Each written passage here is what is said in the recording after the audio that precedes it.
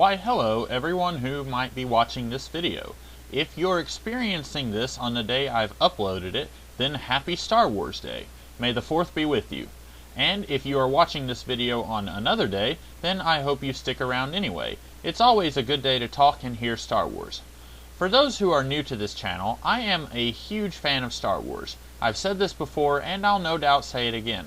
When I say I'm a huge fan of Star Wars, what I really mean is that I grew up watching the original trilogy, A New Hope, The Empire Strikes Back, and Return of the Jedi.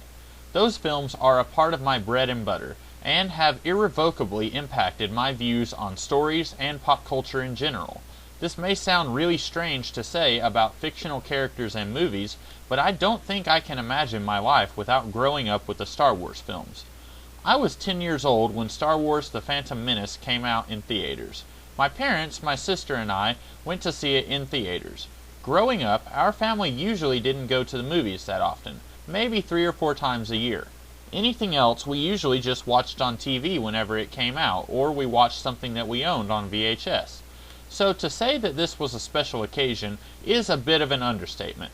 In any case, I should reiterate, I was 10 years old. I wasn't the kind of kid who used his brain very often. I don't think I would go so far as to say I was a dumb kid, but growing up I had this impression that if something happened in a movie, then that means that it had to be good. My thoughts were that someone professionally got paid to write that piece of dialogue or direct that shot in that way. So as a kid, it never ever crossed my mind that something in a movie might be bad. I knew that I didn't enjoy every movie I watched, but it never occurred to me that the movie itself might be flawed. I just assumed that if it was professionally done, then who was I to say that it was complete poo? It was a long time before it ever truly sunk in that I might actually be smart enough to notice things that just aren't working in a movie or a television show or a book. Just because it made it to the big screen doesn't make it infallible. After all, whoever made that movie is only human. This bit about my life actually does concern Star Wars. You see, when I was 10 years old, I enjoyed The Phantom Menace. Not as much as the original Star Wars films, you see, but I did have a lot of fun. It was an experience. The movie screen was larger than the moon. I was 10 years old watching a movie at the theater with my family. What's not to like? But even though I did enjoy the film, even as a 10-year-old, something about it just didn't click with me. It would have been a Herculean task for me to try to explain why the film just didn't quite arrive at the level of amaze that the original trilogy had achieved. Heck, when I was 16 and Revenge of the Sith was in theaters, I still wasn't the kind of person who thought very critically about things I read and watched. But even at that point in my life, I was definitely able to see the holes in these films. It's these problems that I only barely noticed the first time I watched these films, and these same problems which jumped out at me when I attempted to watch these films more recently, that they have largely inspired me to put together this video. That and my great burning love for Star Wars that I already mentioned. If the prequels hadn't even been called Star Wars movies, like if they had been called Space Knights or something like that, then I probably wouldn't have even watched those films. You probably wouldn't be sitting there listening to me talk, and if those films weren't Star Wars films, I probably wouldn't care enough to make this video in the first place. And that brings me to the purpose of this video. You've no doubt seen or read many other things that endeavor to fix the Star Wars prequels. This, of course, presumes that there are things wrong with the prequels. I do believe that there are many things wrong with the prequels, and many other people do as well. If you do enjoy the prequels, I don't begrudge you your taste in films. But if you don't like hearing people say that there are things wrong with the Star Wars prequels, then you might not be very interested in this video. And even though there are some things that I really hate about the prequels, this isn't going to be me smack-talking the prequels and screaming about how much they suck for an hour. I want this to be a well-thought-out, validly constructed opinion piece. And if you are one of the people who likes the prequels, I want this video to be something that you may or may not agree with, but you can walk away from this at least saying, yeah, that guy, he had some good points. And like I said, there are many things about the prequels that I hate. But, and this is a huge but, I do actually like a few of the things about them, which I will get into later. My intention, though, is to basically dissect these movies slowly and methodically, and then present to you what I would have done differently. I will be doing this through the lens of the original trilogy, as when I was watching the prequels for the first time, one of the complaints I actually did have, bearing in mind that I wasn't much of a critic back then, was that the films didn't really match up with the original trilogy. There were things that just didn't click. So now, some 7 years after the last prequel, I will be more or less reviewing / dissecting / ranting / whatever you want to call it. As I said, you have almost definitely seen this kind of video before. Red Letter Media, Confused Matthew, and Belated Media are some well-known video reviewers who have done their own versions of the what I would have done differently Star Wars prequel rant / review in various ways. I have seen those videos, although in my quest to make my own video, I went out of my way to do my own thing. So ever since the idea came to me to do this, I made sure not to go back and rewatch the videos that those reviewers did. After all, I don't want to accidentally absorb the opinions of Red Letter Media or Confused Matthew, and then when I'm spewing what I would change about Star Wars, I accidentally pass off one of their opinions as my own. Naturally, even after all of the effort I went through to not reassimilate their views and opinions into my own brain, some things are going to overlap.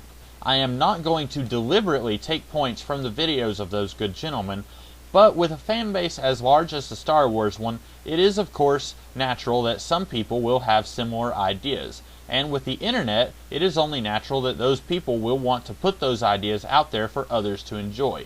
What I'm really trying to say is, to the best of my abilities, this video is something original that I have put together.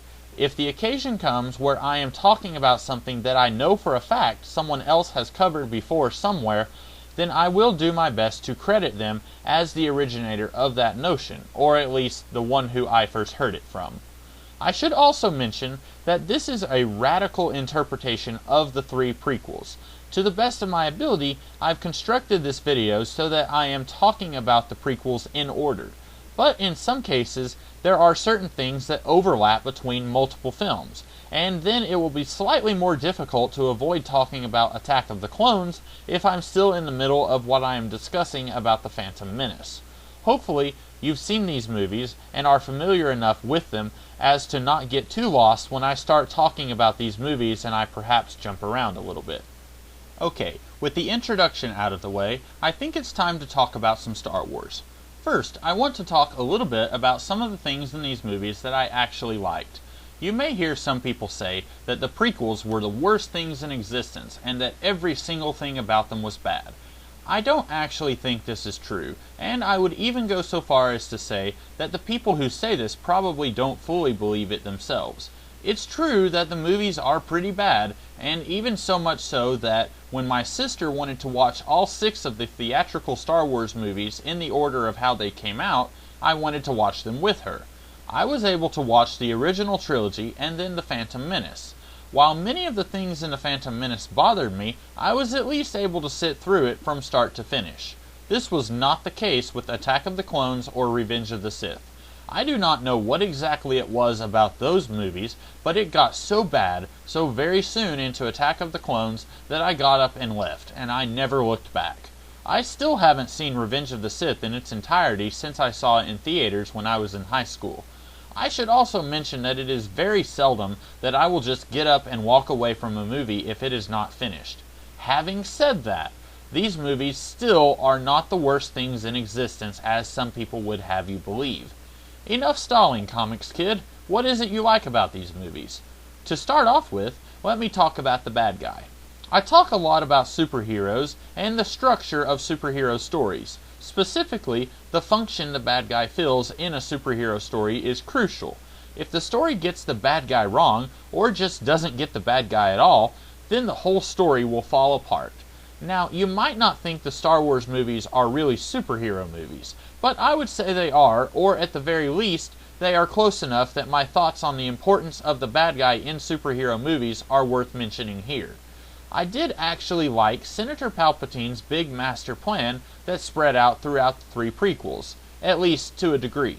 We never really knew a whole lot about the Emperor in the original trilogy, so to find out that he was actually kind of a clever bad guy and wasn't just an evil, shriveled up old man was kind of a neat idea, I think.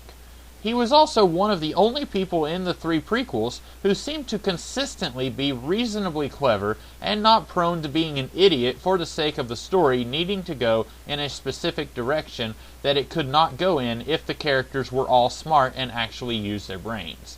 Palpatine certainly could have done some things differently, but I think he had a pretty neat plan that more or less was unbeatable. Maneuver multiple factions against each other so that he seems to be a friend to each faction, and then, no matter which side wins, he will still come out on top. If the Jedi went and massacred the Separatists and the rest of the Sith at some point in Attack of the Clones, Palpatine would have come out as Supreme Chancellor, and thus the most powerful man in the entire galaxy. And if Count Dooku got sick and tired of Palpatine playing things slowly, and he took an army and just wiped out the planet of Coruscant, Palpatine could still probably use his dark force powers to kill Dooku and take control of what was left of the galaxy. And yeah, if you think long and hard, there are ways that Palpatine could have been beaten. But I thought his plans were mostly well thought out and kind of scary in a way. Another thing about the prequels that I liked was the special effects. Now, let me go ahead and confess that I am not a big special effects guy. There are many movies I could point to right now that people will praise with their dying breaths, and I simply don't see the appeal. Usually, it's because the special effects in those movies are so incredible, and the story is usually pretty basic or even non-existent. Now, I don't think I will go so far as to say that the story in the prequels is non-existent. There is a story, it's just a really dumb story where any amount of thinking will cause it to fall apart. And I do think the people behind these movies were somewhat aware of this. If they hadn't had the billions of dollars in technology that was available in the early 2000s, I really do think that they would have focused harder on the story. I'm a story guy.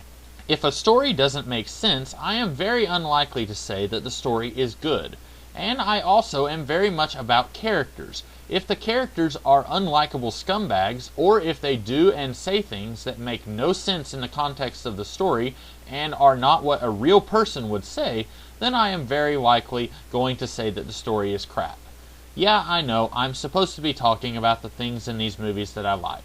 The point is, I think that even though Lucas and his pals focused way too much on the special effects and not enough on the characters and the stories, the special effects are still good. You might look back on The Phantom Menace and say that it looks a little cheesy, but that's to be expected when you're looking at a movie that is 13 years old, from the perspective of the technology we have in movie making now. I think, considering how old the movies are, the special effects hold up very well. There are a couple of things from the prequels that I liked that I did not feel were explored enough or even at all. The first is the idea that the Jedi are perhaps not as wholesome as we are led to believe. In The Empire Strikes Back, when Yoda says that Luke is too old to begin training, the audience is meant to think, okay, he's in his mid-20s, I guess I can accept that. But when we hear Mace Windu say the same thing about little 8-year-old Anakin in The Phantom Menace, you're thinking, whoa, wait a minute, he's like a little baby, how is he too old? And it makes you think that maybe the Jedi are going off kidnapping children and training them from infancy. Later in the video, I will talk a little bit more about the ethics of the Jedi, but for now, I wanted to say that I actually like the idea that the Jedi are not these paragons of good and virtue. However, outside of the implications that they kidnap babies, this idea really isn't explored in the films at all. There are ample opportunities to explore these ideas, but sadly, we never got to see any of this. The other thing that I quite like that didn't get any exploration is very similar. While I felt the Jedi were not exactly air quotes good guys, I also didn't feel like the Republic were actually the good guys in the secular world. Even when you don't count Palpatine and his influence on the Republic and turning it into the evil Empire, I never was very convinced that the Republic were the good guys, even though Padme believed that they were. It is abundantly clear in The Phantom Menace that the Senate is full of people who are arguing over very simple things and are inept and incapable of getting anything done. And then when we get to Attack of the Clones, we're told that there is a looming civil war coming. We're not told much or anything about this conflict or why it is being fought, but we know that there are separatists who, if I had to throw out a wild guess, I would say they want to separate from the Republic. Now, everyone in the film who we are told are air quotes good guys, they act like this is a really terrible thing. But I keep asking, why? Why can't these people just leave the government? In fact, Palpatine, the Jedi, and Padme painting the Separatists as menace screams exaggerated propaganda to me. Now, as someone who really dislikes politics in general, and I think that siding with one extreme or the other is a little silly, I think these movies could have definitely benefited from a little bit of political complexity. Instead of just saying, these guys are good because we said so, and these guys are bad because we said so, I think it would have been much nicer to have characters who are in battle with each other, and some of them think they are doing the right thing, some of them might know that what they are doing isn't right, but some of them still are doing wrong things which they think are being done for the right reasons. Very rarely in wars or battles is the fight at large being fought for no reason at all. I think these movies should have had a little bit more of a cause for the fights, and they should have been an exploration of the cause on each side of the war. This would have been far more engaging than what we got, I am certain.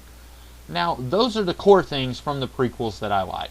There are, of course, a few other minor things. Once in a blue moon, I liked a certain line of dialogue, or the design of a ship or a character. But those are minor, and they wouldn't feature in a video where I was predominantly talking about the positive things, so I won't spend much time talking about them here either. Some of these things, like the complexity of the Republic and the Jedi, I will talk about a little bit more as we move forward.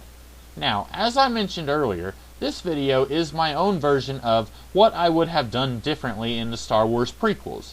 Before I go into each individual prequel film, I do want to detail a broad idea of what the three movies would be about.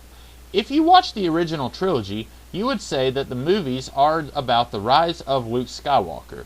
He starts off as a whiny farm boy who gets into the thick of things because nobody else can or will. Then, in The Empire Strikes Back, he's less whiny and is more of a soldier who is eager to learn, but he's still dealing with a lot of anger, and that could be bad for him. And then the trilogy ends with him fully realized as a character, and by this point you realize how far he's come. He's no longer the whiny kid. He's a wise man now. The trilogy started out as a varied group of rebels fighting the villains and stopping them from destroying more planets with their technological terror. In the second and third installments, though, the machinations of the bad guys takes the back seat, and the films become more about the personal journey of Luke. Now it is no longer about destroying the Death Star, but rather redeeming the fallen hero of Anakin Skywalker. In my modified version of the prequels, we would have something similar going on. The main character would be Ben Kenobi, and the first installment of the trilogy would be something similar to A New Hope. The main characters coming together to stop something sinister from happening. And then, as the trilogy progresses, it becomes more about the personal losses and journey of our characters. You might be asking why Ben Kenobi takes priority over Anakin Skywalker.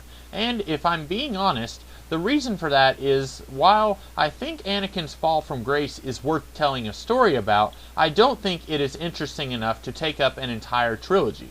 I think it would be much more interesting if we followed Kenobi.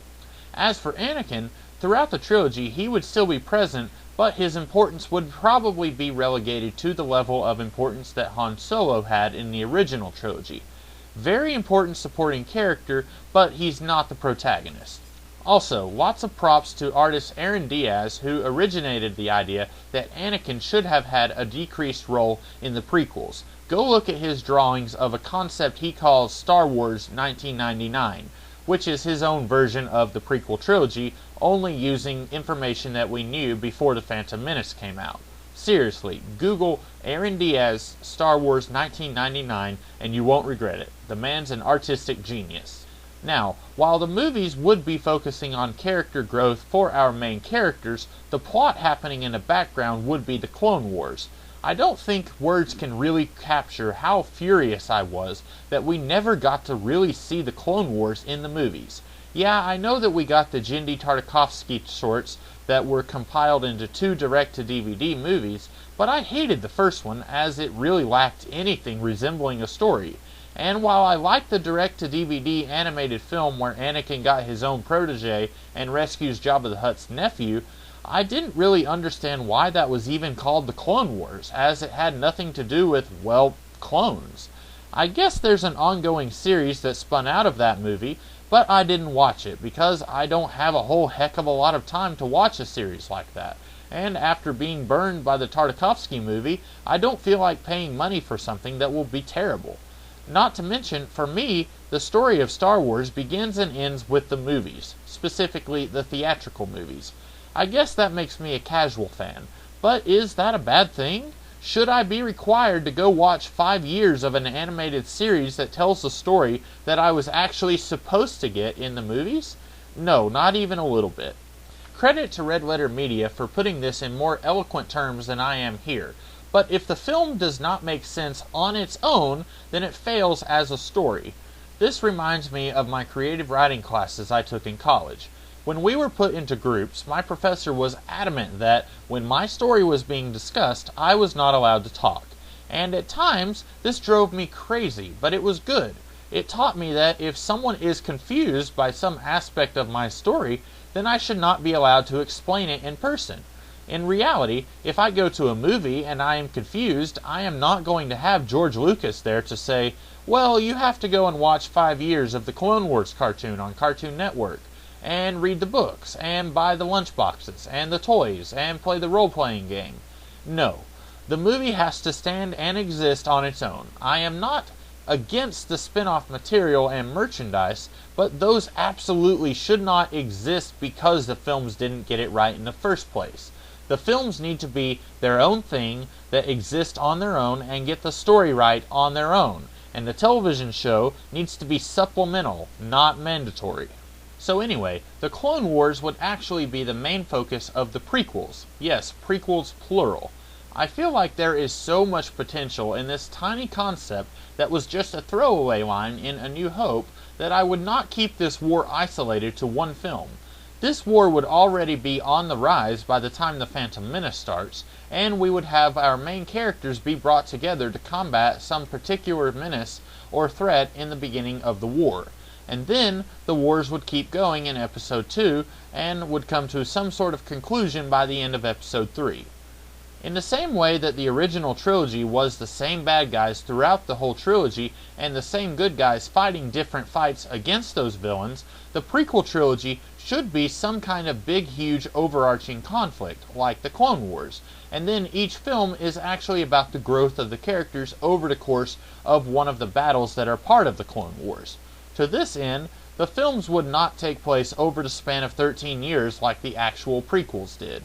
When you say that there are 10 years in between Episode 1 and 2, and then another 3 years in between 2 and 3, it really stops feeling like a trilogy.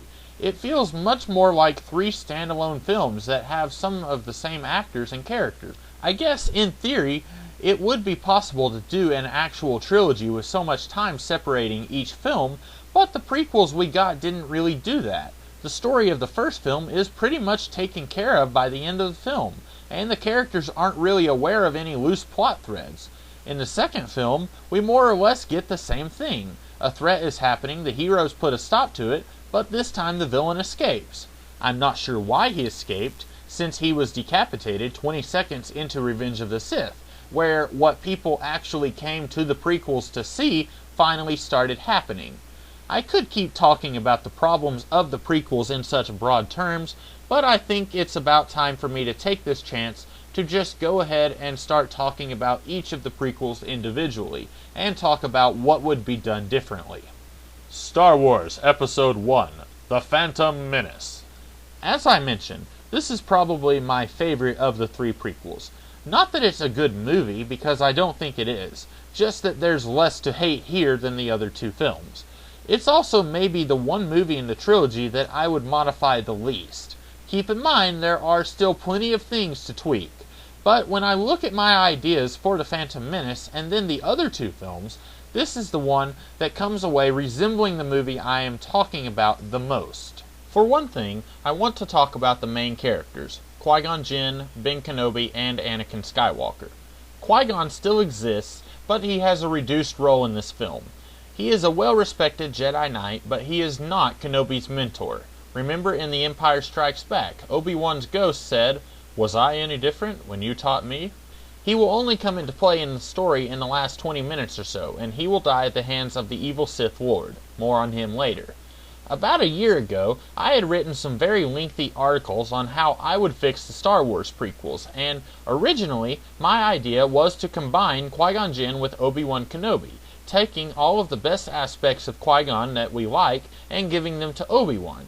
This was before I ever saw the Red Letter Media videos, where RLM said the exact same thing should have happened. I still think this is a good idea, as I feel like Obi-Wan really should be the focus of the prequel trilogy, and yet he's relegated to silent background character who does nothing in The Phantom Menace. But since Red Letter Media already went there, I won't be using that approach here. The big reason I am still including Qui-Gon in my own version of The Phantom Menace, besides Red Letter Media going in the direction I once thought was the way to go, is because I don't think Qui-Gon's presence is an entirely awful idea. George Lucas famously said he saw the Star Wars films as stanzas of poetry, and that events in the prequels would rhyme with events from the original movies. And while he took it too far in many places, and rhymed the wrong things in some cases, I don't think this is an entirely bad idea. Concerning Qui-Gon Jinn, he could totally have worked if he was more or less played as Obi-Wan was in the first Star Wars film. Obi-Wan served as a source of exposition in A New Hope, and as a device to introduce Luke to the story. When the movie no longer needed him, Lucas killed him off. This motivated Luke, got him really good and mad, so that when he finally came face to face with the evil Darth Vader, he had something to fuel his rage and give him the edge. The same could be done with Qui-Gon Jinn and Ben Kenobi. If he can't be simply combined into Obi-Wan as Red Letter Media suggested, then he can have a reduced part in the movie, and serve as a source of motivation for Obi-Wan when he sees a wise mentor figure die before his eyes at the hands of a Sith Lord. On the website The Secret History of Star Wars, I read a detailed summary of what Lucas originally wanted to do with The Phantom Menace. I'm not sure when this was written, or why he changed some of the things he did, as I thought much of what I read in that synopsis was superior to the Phantom Menace we got. But this summary actually says that Obi-Wan was originally meant to be the only guy who was going to negotiate the tax disputes, and then he would land on Naboo, rescue the Queen, and go to Tatooine, where he would take Anakin with him to Coruscant.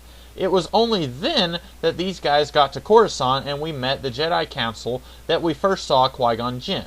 This is a great idea, and I will go ahead and say now that I am more or less borrowing this for my own remodeled version of The Phantom Menace. So thanks to The Secret History of Star Wars and whoever wrote this version of The Phantom Menace that was featured on that site, as this idea is quite workable, I think. Qui-Gon would remain in the movie, albeit in a reduced capacity, and the whole idea of a rebellious Jedi who is a bit of a hellraiser who toes the line, that will totally be Ben Kenobi. Remember, in Empire Strikes Back, was I any different when you taught me? He is rebellious, he constantly questions the Jedi Council and their orders, and his ideas and teachings are seen as quite radical. This is why he doesn't have an apprentice at the beginning of the film, because the other Jedi are wary of what he might impart to an innocent mind. He's more of a Ronin Jedi. They know he has a good heart, and he really is great at dispatching problems out in the field, but they just feel like he needs to grow up a little bit before they give him someone to train. That brings us to Anakin. Multiple problems here. Number one, he is not from Tatooine. Let's assume he is a drag racing legend on whatever world he's from. In my version of the movie, there would not be a 10-minute pod race. As I said, I like special effects just fine when they are being used to service the story, and are not being thrown on the screen to replace the story, which is what we got with the pod race sequence in The Phantom Menace. No story, no character progression, just a special effects bonanza to make people like Lucas pee their pants a little bit in excitement. But let's just assume that Anakin is a prodigy at some kind of the space version of illegal drag racing. He makes a living doing this, and this is because, as Obi-Wan said in A New Hope, he was the best star pilot in the galaxy. So he needs to be good at piloting, right? This means that the whole stupid idea that Anakin has never even finished a pod race or whatever it is he's good at is all totally gone. He's actually won most of the races he's played in because, repeat with me, he was the best star pilot in the galaxy. And so, assuming that our modified version of Anakin is a racer of some kind, his name would probably get around really quickly. You can imagine that in Mos Eisley Spaceport, people would quietly talk about the humanoid who seems to almost have an intuition that helps him win races. And if Anakin was actually from Tatooine, and Luke was raised on Tatooine, you can only imagine that people would say, "Wait a minute, you're not Anakin's boy, are you?" You have to believe that, realistically, someone would actually say something like that. I'm not saying I want these films to adhere to real science.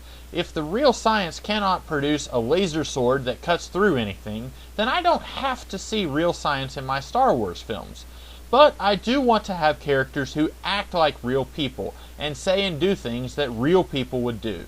So if you came from the same town that Evel Knievel came from, and then 20 years later you saw someone named Rodney Knievel, you'd probably ask if he was related to the racing legend from way back.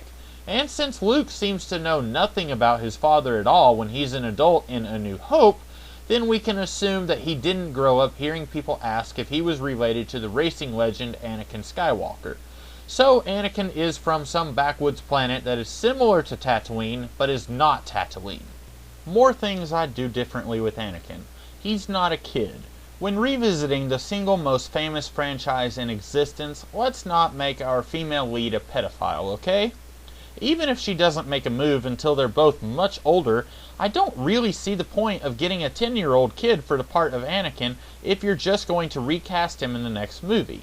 I get that Lucas is doing that thing all prequels do. If Superman is known for flying and fighting for truth and justice and being a proactive character, then Smallville, a prequel to Superman, is about a guy who is afraid of flying, doesn't know what he wants to do, and isn't proactive. Prequels are meant to subvert our expectations based on what we've been told already. This is not to say that prequels should outright contradict the previous films, although sometimes they do, like the Star Wars prequels we got. But what Lucas is doing is taking our concept of Darth Vader, an evil mass murderer Benedict Arnold type who is terrifying, and he is subverting that by giving us a little kid who couldn't hurt a fly. But this just doesn't really mesh with what Obi-Wan said in Episode 4. He was the best star pilot in the galaxy, and a cunning warrior, and he was a good friend. Okay, if we're being honest, none of those things really meshed with what we got in any of the prequels. Once again, I want to give a shout out to Red Letter Media for explaining this in a way that is far better than what I could. But more pragmatically, casting a kid and then deliberately recasting in the next film just makes the franchise feel disjointed when it doesn't have to be. Start with someone who you intend to keep for the whole franchise. Make him about 16 or 17 to Kenobi's 25 and Padme's 20. Okay, it's still a little implausible that someone so young would have such a high position in government, but nobody questioned it with Princess Leia in Episode 4. This means that Anakin's googly eyes with Amidala can start now instead of feeling forced and rushed in the second film. It's still a little weird, but it's practically wholesome compared to the Phantom Menace that we actually got. And this way, a 25-year-old Ben Kenobi can easily be seen as being great friends with a guy who is about 8 years younger than him. It might still seem a little weird, but again, it's light years ahead of being 15 to 20 years older than Anakin. Speaking of Anakin, Anakin's mom does not feature in this film at all. Her presence in The Phantom Menace and Attack of the Clones only causes more problems than they solve. Remember how I said that Obi-Wan's death in A New Hope was used as a quick way to move Luke's character forward? It seems to me that Lucas attempted this in the form of Anakin's mother for Anakin. And it's true, when she dies, she does instill a rage in Anakin, which moves him forward toward what we know he is heading towards. It's a shortcut, and a rather cheap one at that. So that's one purpose that she served in these movies, giving Anakin a shortcut to villainy. This isn't at all subtle, and it doesn't allow him to slowly make his turn to villainy over the course of multiple films as we would have preferred, but how many problems did her presence cause?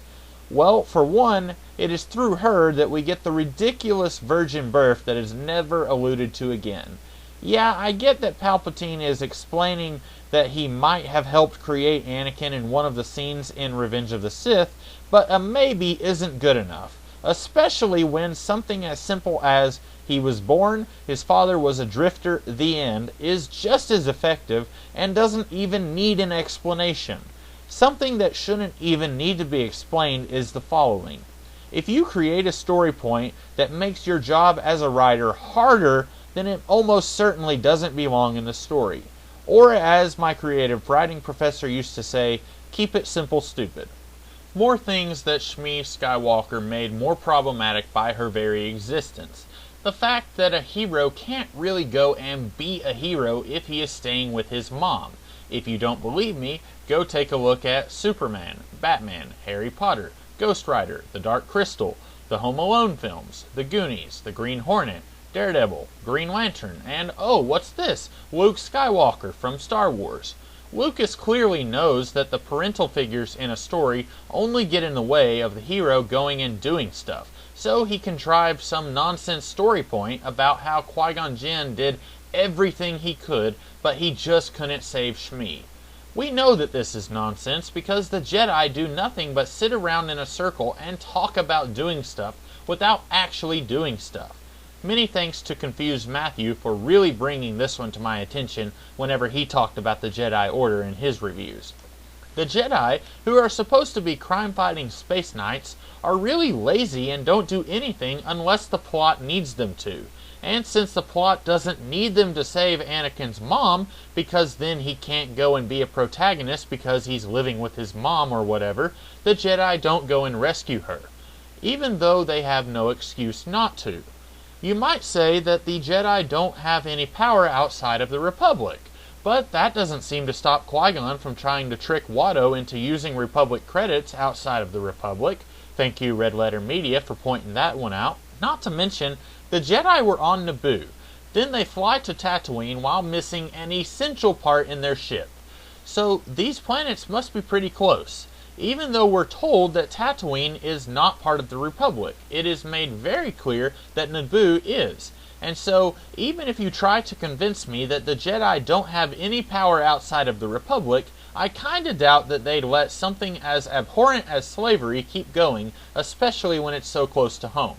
But if you remove Shmi, just say that Anakin is like 17 or 18, and we never see his mother, then we no longer have to worry about why the Jedi are so lazy and stupid and don't seem to be all that worked up about slavery. And thirdly, with Anakin's mother, we have emotional attachments, which Yoda says are bad. This is maybe one of the most mixed bag things of the prequels for me. It ties into how I think the Jedi are much more morally ambiguous than they are seen to be in the prequels, and I definitely feel like that should be explored more. However, I think adding this whole thing about how the Jedi aren't supposed to have emotions at all is kinda stupid, especially when we see all of the times that they act emotional in the context of the prequels. Again, thanks to Red Letter Media for pointing this out. When Anakin's mom is in the prequels, then it's Anakin's love for his mom that gets him worked up into a killing mood, and that takes him on the path to becoming Darth Vader. I am all for him becoming Darth Vader, since, you know, that has to happen. But does it really have to happen through the love of his mother? That seems like we're telling kids not to love their parents. If you love your mom, it's very likely you will commit genocide and lose the ability to breathe without the aid of an Iron Man suit. Before I go on to mention any of the other major characters, I should mention that some of the things that I would not be using in the prequels, such as the Midichlorians. Plenty of people have mentioned the Midichlorians before and why this idea doesn't really work. Confused Matthew and Red Letter Media and Belated Media, go check out these guys and their videos where they go into great detail about why the Midichlorians are awful. But the long story about this is this. The Force was always meant to be a spiritual aspect of life. That's what we were told numerous times in the original trilogy. If you are paying attention in Empire Strikes Back, Yoda seems to indicate that how spiritual you are correlates with how much Force you have. This is the fan reason why the Midichlorians suck. But on a more practical level, much like Anakin's alleged virgin birth, this thing is thrown into the movie and then is never mentioned again at all. Why even bother? What purpose did you have in trying to find a more plausible science fiction-y explanation for an already fantastical concept? Especially when the whole idea behind midichlorians doesn't even work as a scientific concept in the first place. Let me reiterate. I do not want scientific plausibility in a movie about knights with laser swords. That is my main complaint with the introduction and immediate outroduction of the midichlorians. I guess I can maybe see why Lucas did this, though. He wanted to give us a concrete idea of just how important it was that Anakin be trained. He's super powerful. You cannot let him go back home or be trained by someone else. See, his power level is over 9,000. Even Yoda isn't that high.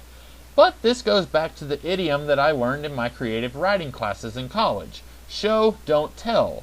In this case, don't tell us that this kid is super powerful. Show us that he's a cunning warrior and the best star pilot in the galaxy. Especially when, in order to communicate something that should be communicated through actions anyway, you introduce something that everyone hates and will never forgive you for in the form of midichlorians. Other things I wouldn't be using. The droids, Jabba the Hutt, Jango/Boba Fett. None of these characters added anything to these movies. I guarantee you that the only reason the droids were added to this movie is so that people in merchandise could continue to make toys of R2-D2 and C-3PO. The people behind these movies know that kids will recognize those names and characters, and so they want to make another $1 million from the toys of those characters. But they added nothing to these movies. In fact, the extremely idiotic idea that Anakin built C-3PO only makes the job of the writer more difficult later on. Remember, don't add something to your story that only makes it harder to write the story later on. So when C-3PO is built by Anakin Skywalker, why doesn't he tell Luke, "Oh, my creator was a Skywalker. Hey, you're not Anakin's son, are you?" Oh, well, Senator Organa tells some dude to erase C-3PO's memory. But why? If you are actually interested in character motivations, then you wonder why he would want something like this done. What is the practical reason to erase 3PO's memory? Well, we needed 3PO not to remember the events of the prequels. Then why put him in the prequels? Furthermore, the revelation that one of the characters from the original trilogy, who actually had no link to the droids, is in fact the creator of one of the droids, just furthers the idea that the Star Wars universe is a small and claustrophobic place. There are only 12 characters, and they all know each other, and they are all constantly doing things that connect them to each other. This minimizes the whole idea that this is a huge universe with many characters and interesting stories to tell about each of these characters. If you really feel like you have to have a comedic droid duo to alleviate the tension, then give us new droids.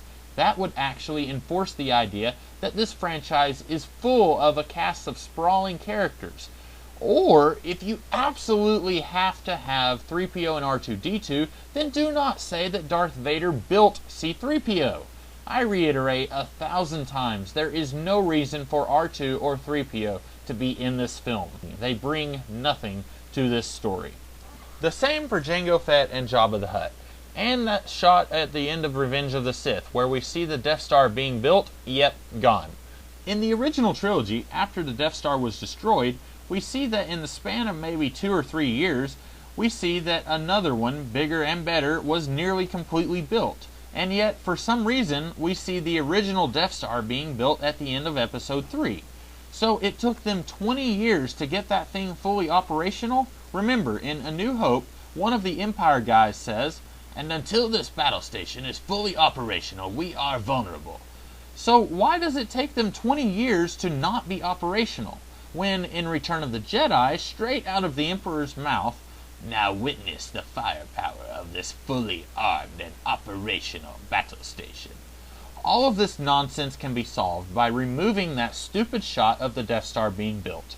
You know why? Because we don't have to be told that the Death Star is being built. We can just assume that it happens, because we've seen it in A New Hope. Something else you won't be seeing in my modified prequels is Yoda.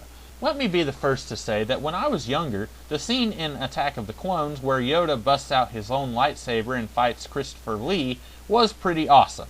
It hit me in all the right places. But now, as an adult with a more honed sense of right and wrong, just kidding, I find that I don't like the Yoda fight scene. Mostly because, as Red Letter Media pointed out in his own reviews of the prequels, in The Empire Strikes Back, Yoda was never about teaching you how to fight. He was a spiritual master who helped Luke become a spiritual master. He even said, "Wars not make one great." Thanks once again to Red Letter Media for pointing this out.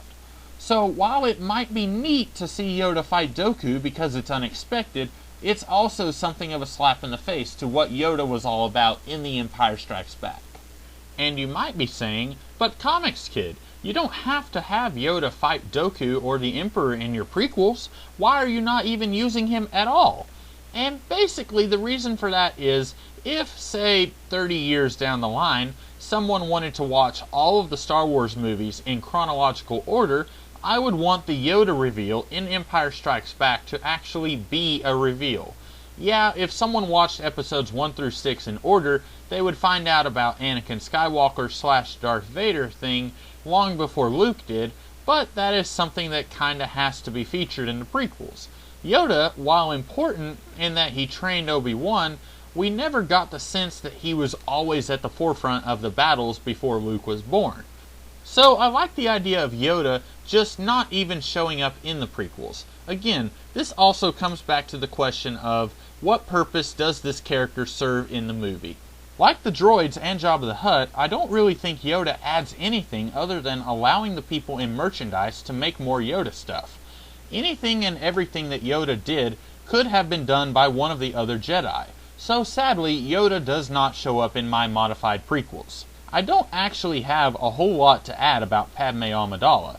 I think Natalie Portman is a fine actress once I've seen her in some things that are not Star Wars. And I don't even think conceptually there was anything wrong with Padme in the prequels. I do wish she was a little bit more of a firecracker politician who gets her hands dirty to help her people. You know, kinda like Princess Leia. I would probably take away the weird plot of the Queen having a decoy and the Queen actually being a decoy. Most of this is boring and it just makes things very confusing when you really put some thought into it. Again, go watch the Red Letter Media review of Star Wars, as he talks a great deal about how absurd this decoy thing really is. I do have logistical issues with Amidala being a queen but somehow having a seat on the Senate. Amidala and Palpatine both come from Naboo, and he's just an ordinary senator, but she's also the queen of Naboo? How exactly does that work? Is this like ancient Rome, which had an emperor and also a senate, where the emperor was supreme but the senate had power under him? That doesn't quite work because the only person in the senate who is actually from Naboo and would thus answer to Amidala is Palpatine. The senator from, let's say, Kashyyyk, he wouldn't answer to the queen of another planet. The only way for the Roman analogy to even work would be if Amidala was the queen of the galaxy, and that's definitely not where they're going with this idea. There are political systems in the real world with a royal family and a parliament that does the actual politicking. But in those nations, the royal family is for show and has no functionary purpose. That's clearly not what's going on here either. Not to mention, Amidala was apparently elected as a queen? Isn't someone who is part of a royal family actually not elected? Like, that's something that they're born into, right? Somehow, she is a queen now, and in an Attack of the Clones, she has been promoted to senator? I don't think promotions work that way. There are so many ways that she is really not a queen, at least not as we know the term, that I feel like they might as well have just invented some new word to use as her title. I mean, the original trilogy gave us Moff Tarkin, which I am pretty sure was not the dude's first name. He was a Moff, that was his rank. And the prequels seem to be giving us the idea that the Sith used the word Darth as a title. Why can't we have some weird made-up word position that Padme fills? She's not a queen, but a liaison to the Senate. She doesn't answer to the Senate, but is friendly with the senator from Naboo. She has power on Naboo while Palpatine is stuck in senatorial meetings waiting for the policies to open up in their favor. But she has power on this world, and if she absolutely has to be a senator in the next movie, we could explain why she is, because whatever role she plays in this film isn't a permanent one, like a queen typically is. Because whatever she is, I'm not going to make up some weird title, that's Lucas's job, is not a lifelong position, again, like a queen is. And she could just go on and become a senator, maybe to lend support to the new Chancellor Palpatine. She casts a vote that can be good for Naboo, and he grants that vote power. Boom! Teamwork. Basically, all that is important is that she's not a queen. Not only for the reason I have stated already, but also call her a queen and you can't help but get the feeling that she's an adult. And there's this subtextual I'm gonna bang that 12-year-old thing going on here, and it is less weird if you say that she's a whatever. Also, casting 18-year-old Natalie Portman opposite 10-year-old Jake Lloyd is certainly a factor in that weirdity. But that already isn't a thing in my modified prequels, since Anakin would be about 8 to 10 years older in this version of the saga. Let's take a little bit of time and talk about the villains of this movie, and the villains of the overall franchise. Concerning Palpatine, a huge change would be that I would make him actually really good at politics. He has to be, in order to eventually run the entire universe. I understand that he gains his position as an emperor through a series of manipulations and illegal maneuvers, but he at least needs to be a political prodigy from a better safe than sorry perspective.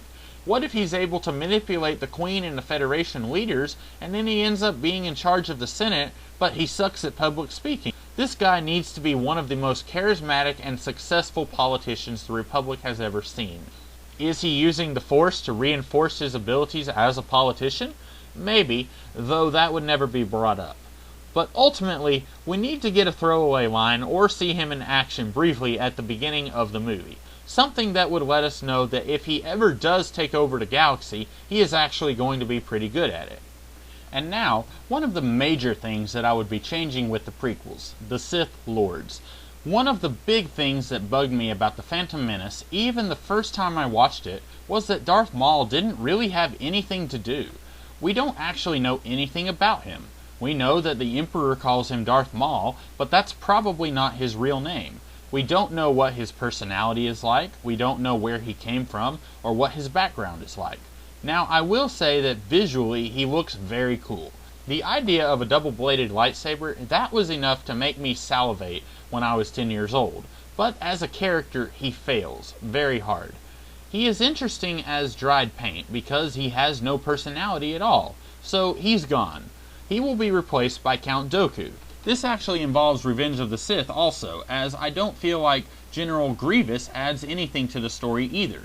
Just from watching Revenge of the Sith, I know nothing about him. I don't know if he's being played like a fiddle by the Emperor, or if he's working willingly with the Emperor. Not to mention, much like Darth Maul, we know absolutely nothing about him. So we remove him from the story as well, and everything that he did in the movies, we replace him with Count Dooku once again. So what's so special about Count Dooku, you may ask? Well, I will go ahead and say that we don't know much about him either, but we know much more about him than we do about Grievous or Maul. We know that he was once a Jedi, we can assume that he grew tired of the bureaucracy of the Republic, and probably he saw quite a bit of hypocrisy in the way the Jedi did things. He is also a single villain in this franchise who actually has some links to the good guys. For a film like this, a bad guy who has something in common and can be paralleled with the good guys, that is the bad guy that you want to see more things done with. Kinda like how Darth Vader had connections to both Luke and Obi-Wan, even before we found out his relationship to Luke at the end of The Empire Strikes Back. I think this actually covers most of the characters and how I would change them. That means it's time for me to talk about the actual plot of the modified Phantom Menace before moving into the next film. As I said, what will be known as the Clone Wars are coming close, but they haven't started yet. The idea here is that the clones have been around for a long time. The Republic probably creates clones to use as fodder for wars and battles, and sometimes the clones die in battle. But most of the time they don't, and then they come to live on some of the outer worlds in the Republic, and they are treated like second-class citizens. Fun little fact. Originally, one of the ideas behind The Empire Strikes Back was that Lando Calrissian was originally a veteran of the Clone Wars and was a clone himself, and this is why Han and Leia didn't trust him, because of lingering anti-clone sentiments from a darker period in time. Things are heating up when the movie starts. Count Dooku is a former Jedi and the leader of the Separatist movement. The Separatists have many reasons they want to be removed from the Republic. More or less, they see the Republic as repressive, not just to clones, but to all of the citizens in general. Some people likely have it better living under the Republic. Anyone living on Coruscant probably would say something like, "I don't know why those Separatists are complaining. Life is good." And for them, it would be. You live in the center of the galaxy. You have the closest thing to paradise, if it was a planet made entirely of city. But if you live on the planet where Anakin Skywalker comes from, remember, not Tatooine, then you might have more of a legitimate reason to complain about the Republic feeling more like an oppressive tyranny. You can't leave our united systems, but at the same time, don't expect life to get any better on the outer worlds of the Republic. This is what I was talking about earlier. The conflict needs to feel like a genuine conflict, with actual reasons for the conflict to exist. I'm not saying that Count Dooku would be seen as a 100% sympathetic character, but we need to at least understand why he's doing what he's doing. And if the movie leaves it up for interpretation which side of the argument is air quotes right or wrong, then all the better. As a tactical move that is quite brilliant, Dooku has somehow made it very clear that if the disenchanted clone veterans join with the Separatists, they would give the clones all the rights that a non-clone citizen has once they break off from the Republic. None of this regulation of reproduction or installing a chip in your body that allows the Republic to track you and being forced to live on the crummy planets. They would be free and they would be treated like everyone else. This stirs things up quite a bit. The Republic wants the Jedi to do something about this. The Jedi, I should mention, are not the cold, sterile monks of the prequels that we did get. In fact, it's entirely possible that the Jedi Order helped found the Republic a long time ago. Remember Obi-Wan's words in A New Hope. For over 1,000 generations, the Jedi Knights were the guardians of peace and justice in the Old Republic. Before the dark times. Before the Empire. Now, I kinda like the idea that Obi-Wan is seeing the past through rose-colored glasses. The Jedi weren't quite as noble as he remembers them, because if he actually faced the facts that they were kinda sinister at times, then he would also have to own up to the fact that he didn't do anything about it and that he was working with these morally ambiguous people. Now, Kenobi himself isn't sinister or anything, but he does maybe have a problem in that he refuses to see what's actually going on until it's way too late. Chancellor Palpatine, yeah, he's already a Chancellor. I figured I'd just move the plot forward a little bit so that we're not repeating so much of the plot that you already know from the actual movies. Palpatine wants to send the Jedi to go take care of Count Dooku. He's causing trouble. If he is successful in getting the sympathy of the clones, we could have riots. We would lose many people loyal to this Republic through the actions of his separatist army if you do not act now. The Jedi aren't actually 100% on board with this. After all, Dooku was once a Jedi, and he may not have parted on the most amicable terms with the Jedi Order, but they don't want to go and kill him. He's just a political activist now, not a threat to the Republic. Nevertheless, they do agree that action is prudent, and someone should be sent to the Outer Rim, where it is rumored that the Separatists are heavily active, so they send Ben Kenobi. This is probably where the movie would begin. Kenobi ends up on one of the Outer Rim worlds and meets up with a young, arrogant racer, Anakin Skywalker. Kenobi can sense that this guy has the potential to be a powerful Jedi Knight.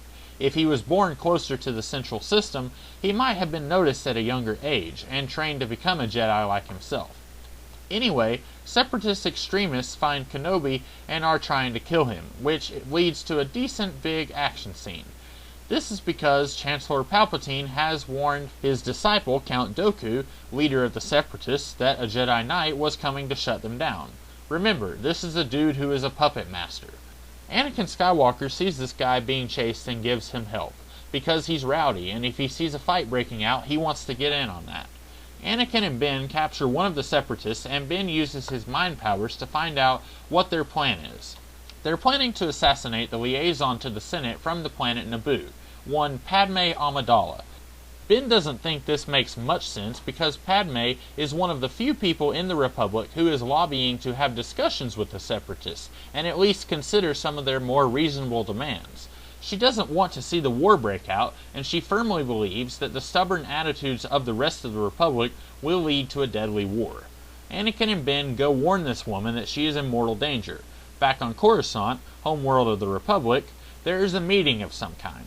Imagine, if you will, a big town meeting where reporters are asking the mayor questions. It's like that, but in outer space. This is where Count Dooku himself plans to assassinate Padme. Anakin and Ben make it to rescue Padme in time, but there is still a massive panic as an attempted assassination took place right on Coruscant, the very place where people thought they were most safe. Those who are neutral on the side of the Separatists leaving, they are now furious and are calling for war. Even the Jedi, who are trying to keep things from getting out of hand, are ready to go to battle. But they've got bigger problems to worry about. In the past, when the Republic got into wars with other systems, they just cloned old soldiers who are no longer alive, and then if the clones died, no big deal. And if the clones lived, then they would go on just pretending that they weren't there, sweep them under the rug and keep going. But the Republic never had to fight a war against a rogue Jedi Knight before. Generations ago, the Jedi did have wars with the Sith, who were similar to the Jedi. The Sith was a massive order of people who were attuned to the Force, much like the Jedi, and probably even branched off from the Jedi eons ago, before the Republic was even formed, that is. It's been generations since the Sith were even heard of, and the Jedi all thought that the Sith were extinct. So the exact story of why the Sith and the Jedi fought so long ago is sketchy at best. The Jedi will provide their own story in the form of exposition from Ben to Anakin, who doesn't know and will be the audience's POV character, and in one of the later prequels, the Sith will have their own version of the story. And both of these stories are true and also exaggerated. The Jedi will tell themselves and allow the public to believe that they seek power for benevolent means, mostly to protect the Republic, while the Sith seek power for the sake of it. But, like I say, anyone who has the potential to be a Jedi is brought in and trained from an early age. Maybe infancy, maybe not. While they're not going to exposit all of this at once, they are worried that for the first time in ages, they are going to be at war with someone with the abilities to access the Force. And he has the capability to clone himself. Now this is where I mention something I did not like in episode 2, and also throw in something that you probably won't like for my altered prequels. I never thought it made any sense that all of the stormtroopers were clones of Jango Fett. Anything that he does is a skill and isn't exactly something that would carry over into a clone, right? That never made a whole lot of sense to me. Also, I hated the idea that Boba Fett was a clone. A friend of mine made the excellent comparison between Boba Fett and the Man with No Name from the spaghetti westerns of the 1960s. He's bad, he's mysterious, and that's why we love him.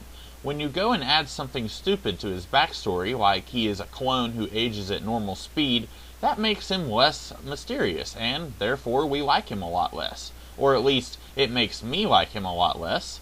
If Boba Fett had to be in the prequels, I would have rather him just have been a young bounty hunter who's a rookie and isn't quite perfect at his job yet. And then we can extrapolate and assume that the Boba that we saw in the original trilogy was a more grizzled veteran bounty hunter who has lived through a lot of crap and has gotten good at being a scumbag and making a living doing so. But as he is, he was a character who they only threw into the movie once again to sell more Boba toys, and he didn't really serve the story at all. But that is neither here nor there. So in the altered prequels, I basically take something that I hated from the prequels that we got and use it in a different way here. Count Dooku can clone himself, and any of his clones theoretically can do all of the stuff he does, use a lightsaber, sense the immediate future, stuff like that. And if you'll recall, the Force is still entirely a spiritual thing in the Star Wars world. So how and why do the clones still have access to the Force when it's a spiritual thing? In real-world science, if a clone of a human was created, the clone wouldn't have any experiences or belief systems of the originator. This is where the idea that is more of a fantasy world for Star Wars can really come in handy because, well, this isn't a world where real science has to be a thing. Let's say that in the Star Wars universe, when someone is cloned, he is connected to a machine, and his consciousness is copied and pasted onto the body of the clone. And they've got some way of telling that the clone is actually a clone, so there isn't going to be any confusion about which one is the real deal. Sort of like the Michael Keaton film Multiplicity. So now the Jedi and the Republic face a conundrum. Count Dooku has blatantly declared war on the Republic, and with an army of clones he would be nearly impossible to defeat. Even with an army of Jedi Knights backing up an army of non-Jedi combatants, they could easily be wiped out. Much as everyone involved hates this, they have to resort to Dooku's level. The Republic will begin cloning Jedi for the purposes of ending this conflict with as little bloodshed as possible. This is what they say, but they know there will be blood, not to be confused with the movie. They just don't care if it's clone blood. So basically, they're same tactics that they've used in wars in the past. But this time, there will be clones on both sides, and the Separatists are using clone rights as a platform in their attempt to break off from the Republic, and hence this will be called the Clone War. During this time, the action will go through a bit of a lull, and Anakin and Padme will meet. They kinda like each other, but right now they both know they've got more important things to worry about, like what looks like the beginning of a war. In the Jedi Council room, Ben Kenobi offers to take a squad of soldiers to track down Count Dooku. The cloning process takes time, and if they can find Dooku and take him out before he is prepared to take on the Republic, then they can preemptively end this whole thing. One of the Jedi who sits on the council, Qui-Gon Jinn, he offers to go with Ben, because he feels somewhat responsible for this whole disaster. After all, Count Dooku was his student, and he feels like if anyone is to blame for him walking down this path, it's him. Yes, I know that originally in the prequels, Dooku was actually Qui-Gon Jinn's mentor, and not the other way around. But I feel like Qui-Gon would need to be a little older if he is on the council already, and this is a nice subtle way to parallel the student betrays the master thing that will happen later on with Anakin betraying Ben, and also, in a way, Obi-Wan lying to Luke about Luke's father in A New Hope. So the whole student betrays the mentor or the mentor betrays the student thing is a nice little through line throughout both trilogies. Before they leave to go fight and find the bad guys, one of the council members mentions this young man who came back with Ben Kenobi from the Outer Rim. Ben was hoping this wouldn't come up. Everyone on the council has been near this guy. There won't be any weird tests, either chemical or mental, like we got in The Phantom Menace. They can just sense that the Force is strong in this guy, much how Vader was able to sense that the Force was strong in Luke during the assault on the Death Star in Episode 4. The council members are all a little tentative about what this means. They tell Ben that he is a little old to begin the training. This is something that unfortunately loses a bit of that bite that it had in The Phantom Menace when we make him actually in his late teens, early adulthood. But at the same time, they are all getting a weird vibe from this guy. He's very willful and has a strong spirit. They're afraid that if Dooku has turned, that maybe other Jedi will as well, or already have. If Dooku intends to resurrect the Order of the Sith in some way, this presents yet another problem. In regards to Anakin, the Jedi can't simply say, no, put him back where you found him, you can't keep him, because he is capable of greatness. And if they don't train him, then someone else might. And then Anakin could be used against the Jedi and the Republic. The Jedi on the council can already sense that he has formed something of a friendship with Ben. They're not the best friends or anything like that, but if another Jedi was to take Anakin on as an apprentice, Anakin might think that something strange was going on since he wasn't being trained by the guy that he already knows a little bit. So, long story short, the Jedi Council are reluctantly willing to let Ben train Anakin if Anakin is down for it, but they urge Ben to be careful. So Qui-Gon joins Ben, Anakin, and Padme, as well as some unimportant red shirts. Notice that this grouping somewhat mirrors the team from A New Hope. Qui-Gon is the old wise mentor like Obi-Wan was. Ben is the hero and primary focus of the team like Luke. And Anakin and Padme mirror Han and Leia in terms of how much focus they get, and also since they're going to be somewhat lovey-dovey with each other. I'm not really sure where these guys would find where Dooku is hiding, and since this isn't a full script, that could easily be something that they figure out in later drafts. What's important to note, though, is that they do find Dooku. Him and one of the Separatist bases, not the Separatist base, but one of many, are located on one of the Outer Rims. Keep in mind that the worlds near the Outer Rim are where you would find more animosity towards the Republic than on the inner planets, so Dooku would have an easy time setting up a base out in the boonies. And the government on this world is willing to fight any meddling Republic soldiers who are coming to meddle, as Dooku would have them believe. So things would kinda sorta move forward like the final act of the Phantom Menace movie that we got from this point on. Qui-Gon and Ben will face off against Dooku, while Anakin and Padme will fight the soldiers who are native to this world, who are allied with Dooku and the Separatists. This would be a good chance to see Padme and Anakin actually have some chemistry together, and for us to see that in action. And unlike the Phantom Menace that we got, this allows everyone to have something that feels somewhat important to do. As many other reviewers have pointed out, if Padme leads a squadron of soldiers to capture some Trade Federation guys, and the Jedi fight a Sith, and the battle droids are all fighting the Gungans, and then Anakin accidentally blows up the control station that controls the battle droids, then it seems clear to everyone except the people who made this film that if everyone just put all of their effort into destroying the battle station, then the battle droids would be useless, and then everyone could just walk in and capture the Trade Federation guys. Anyway, that's neither here nor there. Back to the modified prequels. As you might imagine, Dooku kills Qui-Gon, but instead of Ben Kenobi killing Dooku as he did Darth Maul in The Phantom Menace, Dooku gets away. This will, again, mirror how Darth Vader quietly escaped the destruction of the Death Star in A New Hope, leaving Luke with a nemesis to fight if Star Wars ever had a sequel, which it did. The film ends as our heroes have lost a beloved Jedi. We haven't spent much time with him, but along the way since leaving Coruscant, we can assume that he had some good interactions with Anakin, Padme, and Ben, and we've come to kinda like him a little bit. And the villain escaped. But it's not a total loss, because they at least captured one of the Separatist bases. Then the film ends on almost the exact same ending that it got in The Phantom Menace. Anakin agrees to train as an apprentice to Ben Kenobi, but his reasons for staying are not entirely altruistic, if you know what I mean. Him and Padme have clearly hit it off, and this is something that's not quite easy to communicate here in video form, but I cannot stress how crucial it would be to find two actors who we can believe would actually fall in love. And we would probably get a sinister ending where Count Dooku calls Chancellor Palpatine on a Skype call, and they say something like, "Everything's going according to plan."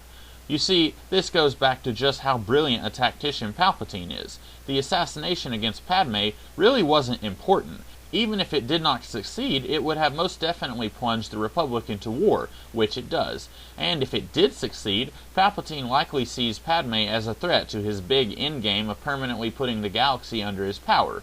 She's smart, she's resourceful, and if her ideas of reconciliation with the angry clone veterans had gained traction, Palpatine and Dooku would have lost the platform for their big war that they were planning. And notice how the ending here has somewhat mirrored the ending to Episode 4. Episode 4, the good guys succeed in their mission to destroy the Death Star, but the villain of the piece escapes. Much like here, the good guys capture the Separatist base, but the villain escapes. And that is The Phantom Menace. Not as detailed as you might expect if you were reading the Wikipedia article for the real movie, but I'm not a real filmmaker, nor am I a screenwriter. I am basically just trying to address the biggest problems I had with The Phantom Menace, which means detailing a rough outline for what I would have rather seen. So I think, if there are no further questions, it is time to move on to Episode 2, Attack of the Clones. Star Wars, Episode 2, Attack of the Clones.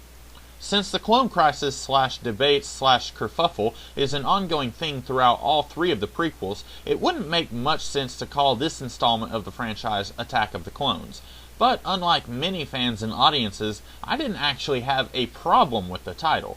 It was a little weird to call it that when the attack mentioned in the title only took up roughly 2 minutes of the film and wasn't really that important anyway in the grand scheme of things. But oh well, I digress. As I mentioned earlier, I didn't like how much time had passed between The Phantom Menace and Attack of the Clones in the real movies. When you jump forward 10 years, characters change so much in that period of time that you might as well not have even done The Phantom Menace.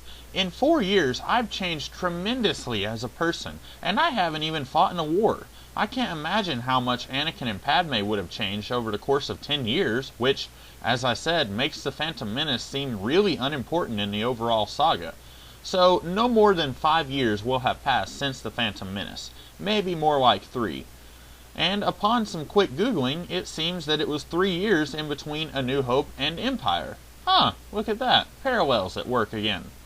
Ben Kenobi has changed quite a bit since The Phantom Menace. If you recall, I described Kenobi as a rebellious hellraiser, but he's had an apprentice in the form of Anakin in the time since the first film, and that's changed him quite a bit.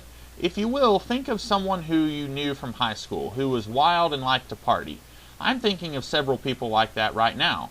Many of those people went on to have babies. I can only imagine that having a baby will sober up a person's attitudes and behavior. While Ben isn't a father, it's the same basic principle going on. Ben, being the more rambunctious Jedi, is likely what bonded Anakin and Ben during the course of this film. But now that Ben is more stern, strict, and overall less fun, if you asked Anakin, their friendship is beginning to strain a little bit. In other words, he's changed as a person. In the episode 2 that we got, Anakin liked to whine about how Obi-Wan was a no-fun poopy head, but it's safe to assume that he was always that way, since he had no personality in The Phantom Menace. And unlike the prequels we actually got, even though Ben Kenobi and Anakin's relationship has changed, they're still friends, which is something I never actually took away from the prequels. In the years since The Phantom Menace, Anakin has been training with Ben Kenobi, going on missions with him, and growing more and more adept to the life of a space protector. He's changed just like Ben. In The Phantom Menace, Anakin was a happy-go-lucky type, very carefree, quite passionate about what he believed in, but you would never think that he might one day become a traitor to the galaxy. In that regard, The Phantom Menace that we got did get one thing right, although it was how far they took it is where they messed it up. At this point in time, every time Ben looks into Anakin's eyes, he sees something there, a yearning for more power. Remember what Obi-Wan said in A New Hope. Vader was seduced by the dark side of the Force.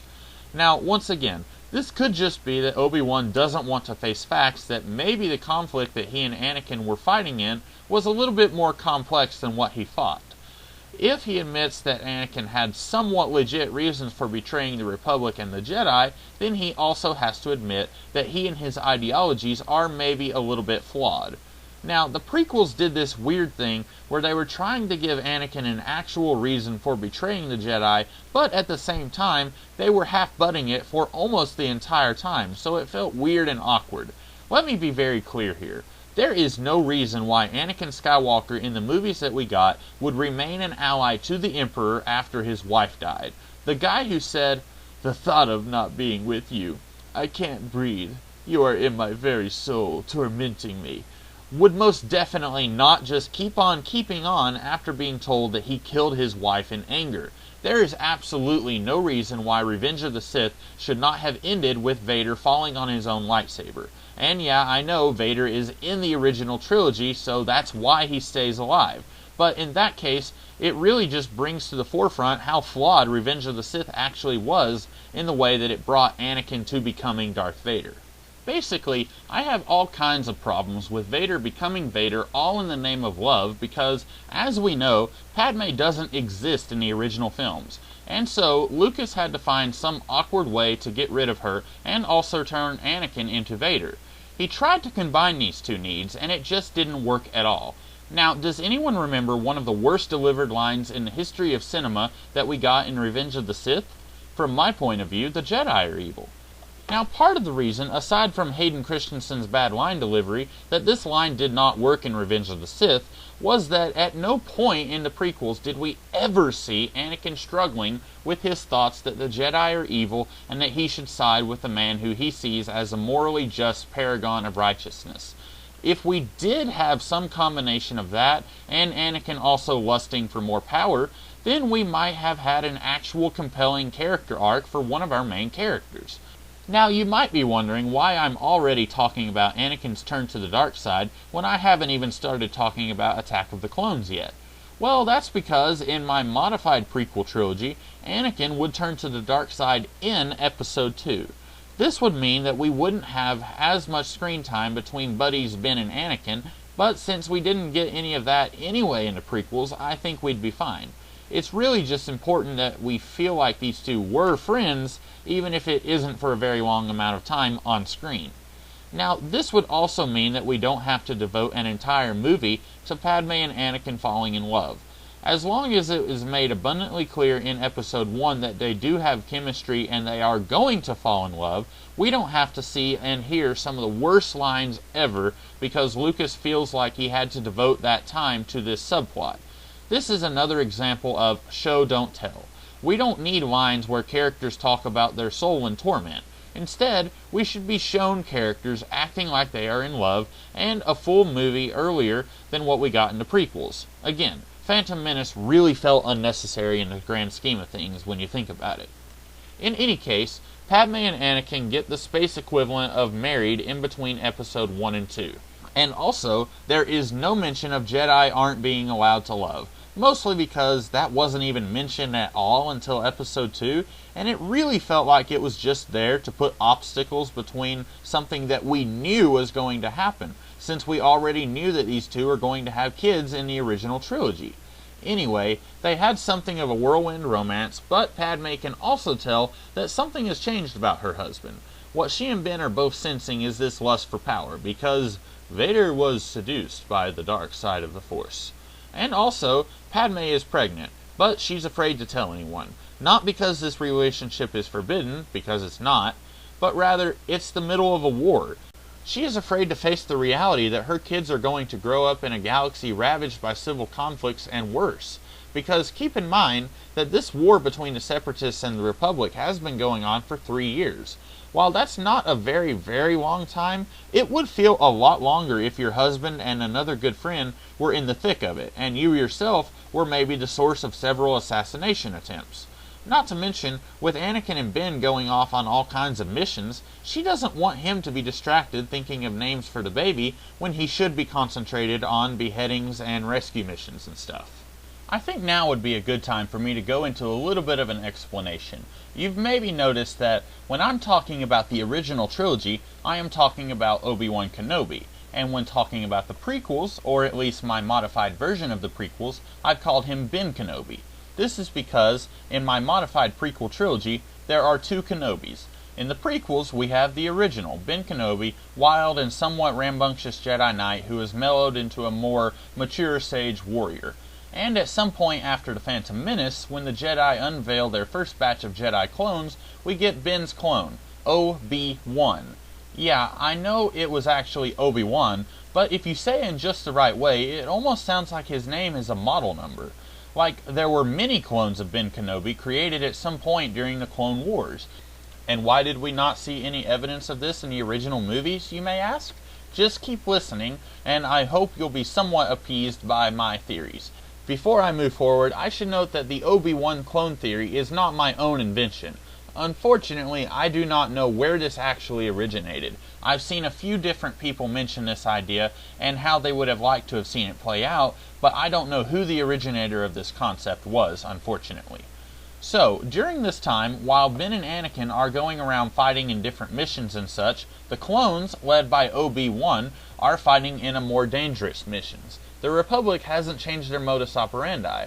They used to create clones so that they wouldn't have to waste air quotes real people, and they are trying to send the clones they have into the most dangerous situations so that they lessen the risk of losing valuable Jedi and other soldiers. Meanwhile, on the villain side of things, the Separatists are gaining traction. Across the Outer Rim, people are starting to say things like, you know, the Separatists, their demands aren't really that outrageous. Sure, they are extremists, but it seems like the Republic is just fighting this big war because they are petty, and they don't want to lose people who want to be independent from the Republic. And who's to say that these people are wrong? After all, in the films, the Republic was petty, and it seemed like the only reason they were fighting the Separatists was because they didn't want to lose face in front of the rest of the universe.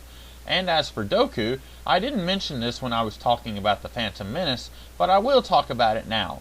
Dooku and Palpatine, they don't actually care about the Separatists or their ideals. They are just using the Separatists as a way to tear apart the galaxy, and then they will be there to pick up the pieces.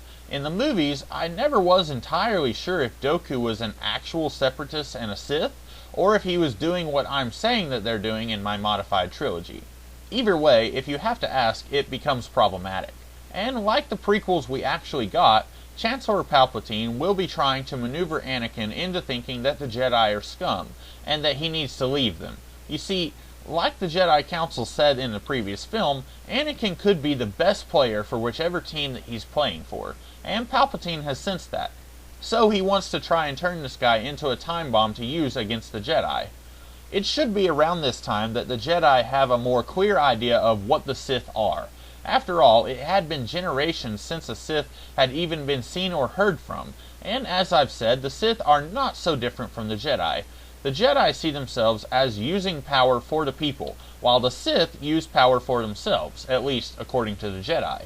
But is this how it really is? Anakin sees Count Dooku as the guy who is using his Jedi powers to help an oppressed people free themselves from the Republic. Nothing selfish about that, Anakin says. And meanwhile, the entire Jedi Order is doing everything they can to prevent the Republic from losing a few worlds. Anakin probably sees the Jedi as the muscle for the Republic, while in reality, the Jedi don't technically answer to the Republic. They work in concert with the Republic in many instances, but if Chancellor Palpatine told Mace Windu to chop off some guy's head, and Mace Windu saw that the guy hadn't done anything wrong, Windu could just say no thanks and let that be that. Now, just because the Jedi have the capability of saying no to the Republic, they haven't really exercised this power. The Jedi see the Republic as a pretty great place, and so they are fighting in this war willingly. And so herein comes the line, from my point of view, the Jedi are evil. We have a legitimate conflict of ideals between one person and the rest of the group, and while Anakin may seem darker at the beginning of the movie than he did in The Phantom Menace, it will really be by the end of this movie that he will have made his choice to turn to the dark side. But Palpatine has to be careful. You see, if it was as simple as Anakin sees the Jedi as tyrannical, then he would just join forces with Count Dooku and the Separatists, and that doesn't help Palpatine in his goal to take over the galaxy. After the film opens with some big important battle of the Clone Wars, this will be where a batch of clones are introduced and we see Obi-Wan for the first time, but the clones don't interact much with the air quotes real Jedi in the battle. We'll see that Anakin and Ben, while things are somewhat strained between them, they are pretty good friends, much like they were in the first film. In between missions, when Ben and Anakin are back on Coruscant, Palpatine will have been forging a friendship with Anakin, trying to earn his trust. And we'll find out that he's been trying to do this ever since Anakin began his training. And so, during this film, Palpatine will tell Anakin that he doesn't really trust the Jedi. He will tell Anakin that in the past he has used the Jedi for when the more lazy and worthless bureaucrats try to slow down the progress of laws and such. Palpatine can just ask the Jedi to go and stop some big bad guy who the law is too slow and lazy to stop, and they will help him. But Palpatine confides that he fears the Jedi will become out of control, and that they are prolonging this war deliberately. Palpatine finds it unlikely that the Jedi Knights, some of the most powerful warriors in existence, haven't had any luck in finding Count Dooku or slowing down the Separatists in any meaningful way. Maybe the Jedi are trying to prolong this war so that they can exert better control over the war-torn galaxy that is exhausted from the years of combat. All it takes is for Palpatine to put this little bird in Anakin's ear and let it percolate a little bit. The cherry on top will be when Palpatine assures Anakin that he is the only Jedi he knows that he can trust. This would also probably be the best moment to have one of the Sith give their own point of view on how the Sith differ from the Jedi. Palpatine will sort of hint that he is more powerful than he has ever let on, and he admits that he always has been a little bit afraid that the Jedi would exterminate him if they found out what he could do. Palpatine goes on to tell Anakin that the Jedi had specific ideas about how law and order should be kept across the galaxy, and eventually a splinter group came out of the Jedi Order. These former Jedi students weren't considered enemies of the Jedi at first. The Jedi believed that becoming emotionally invested in protecting the galaxy was dangerous and would lead to corruption of the mind. The Sith believed that the Jedi were too emotionally detached, and that was dangerous. If you don't even care about the people you're trying to protect, well, then that kind of makes you out like a sociopath with a very powerful sword, right? Palpatine explains that, at first, these two splinter groups got along reasonably well, but the Jedi, they actually got to a point where they would simply not tolerate the Sith becoming emotionally invested in their cause. The Jedi threatened war against the Sith unless they would learn to keep their emotions in check. The Sith refused, and the Jedi, with the help of an army of non-Jedi soldiers from a collective of like-minded worlds, extinguished the Sith. This collection of planets and worlds would eventually join forces to become the first multi-planet galactic republic, and they elected the Jedi to become the protectors across the Republic, as they had already been doing so since the Republic founded. Palpatine explains that, though the Jedi tried, they did not kill all of the Sith. A few of the Sith remained, and went into hiding. Over the centuries, the Jedi and the Republic wiped all records of the Sith from history, as they viewed the former warriors as a failure that was best left forgotten. The few Sith who remained remembered being nearly exterminated by the control-freak Jedi, and they sought to keep their culture and their teachings alive, while not becoming such a widespread organization that the Jedi would notice once again. This could easily be the explanation why the Sith did not spread out and scatter across the galaxy in the films. We had this ridiculous only 2 Sith at a time thing going on in the films, but it was never explained why the Sith would do something as stupid as limit their numbers when the Jedi numbered in the hundreds and maybe the thousands. Now, this idea that the Sith were exterminated and only a very few remained is a good backstory for the Jedi and the Sith, and it explains how they see each other and how they see themselves. But we are still not doing a revenge plot. Palpatine isn't avenging the fallen order of the Sith. He's just power-hungry and wants to take over the Republic and beyond. But Anakin is passionate, and he can use the legends of the schism between the Jedi and the Sith to corrupt young Anakin.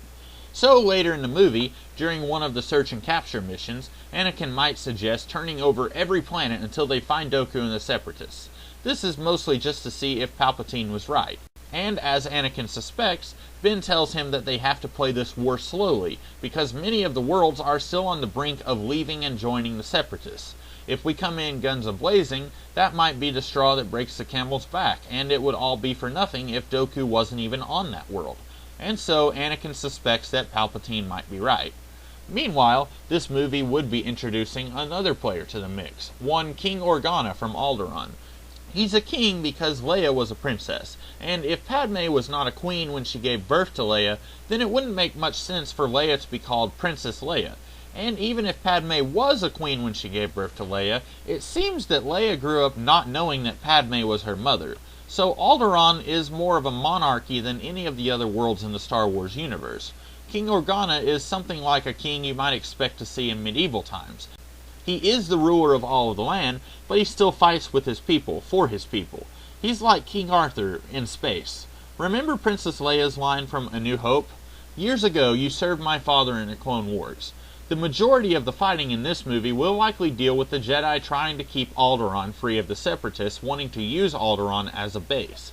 Since we know so little about Alderaan from the movies, we can say that it is a place with lots of natural ore, and that they can use this in the creation of weapons if they can secure a base there.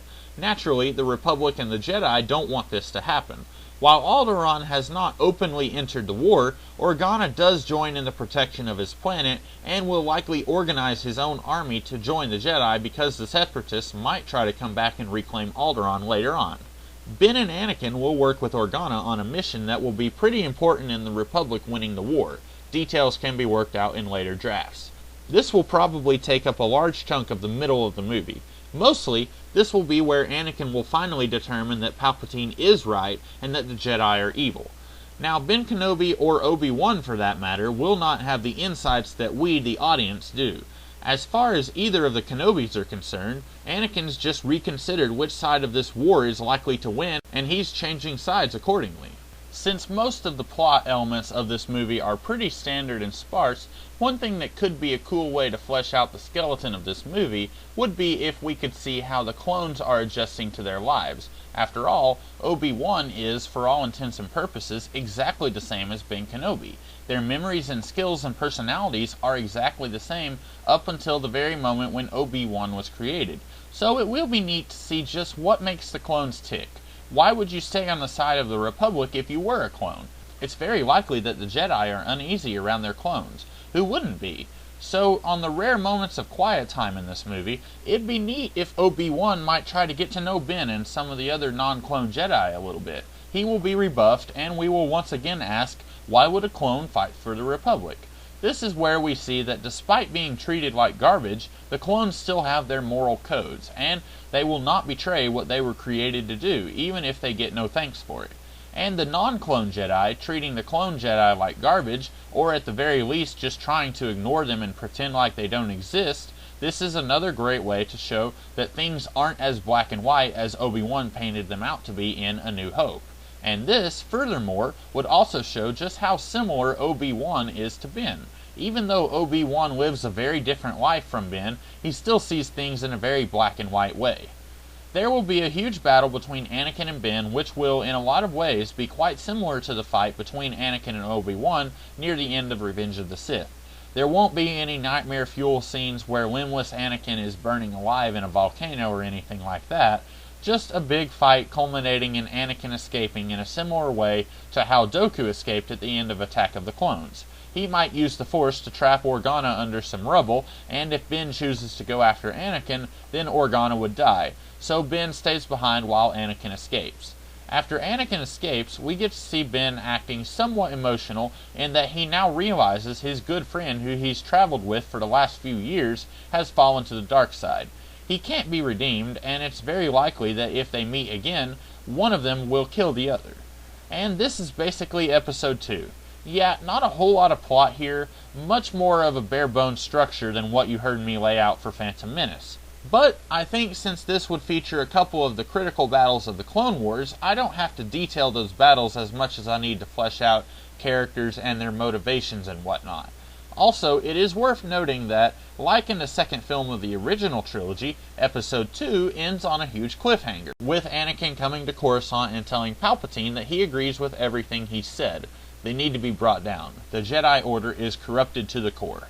And notice that the ending here somewhat mirrors the way Empire Strikes Back ended on a huge cliffhanger, much in the way that our modified Episode 2 does. This is how the rhyming between stanzas really should have happened, Lucas. Star Wars, Episode 3, Revenge of the Sith. Much like Attack of the Clones, Revenge of the Sith is a title that doesn't make sense. But unlike Attack of the Clones, where that title at least made a little bit of sense with the movie we got, Revenge of the Sith doesn't even make sense in the movie we got. What do the Sith want revenge for? We don't know because over the course of 3 films, we are never told anything about the Sith. I guess we are supposed to assume that the Sith are former Jedi who let emotions rule them, as Yoda seems pretty against emotions in the movies that we got. But we are not told that at all, or even really shown that either, since Darth Maul and Count Dooku seem pretty emotionless in the movies that we got also. Now, when I was younger, I just assumed that the word Sith was like the word fish. Singular, plural, it's still the same pronunciation. And so I thought revenge was Anakin's revenge, because he felt the Jedi had wronged him somehow. But I've already talked about how Anakin's motivations in the prequels don't really hold up when you look at them as real humans would or wouldn't do. But even if you ignore that, the revenge is not about Anakin. In Episode 1, Darth Maul's single line is, "At last, we will have revenge." Okay, so it was the Sith as a whole who wanted revenge. Again, why? And I don't want to be told that it is explained in the expanded universe material. I get that Star Wars is a freaking huge franchise and that there are going to be many stories told in many different media. Cartoons, comics, novels, video games, animated films, and live-action films.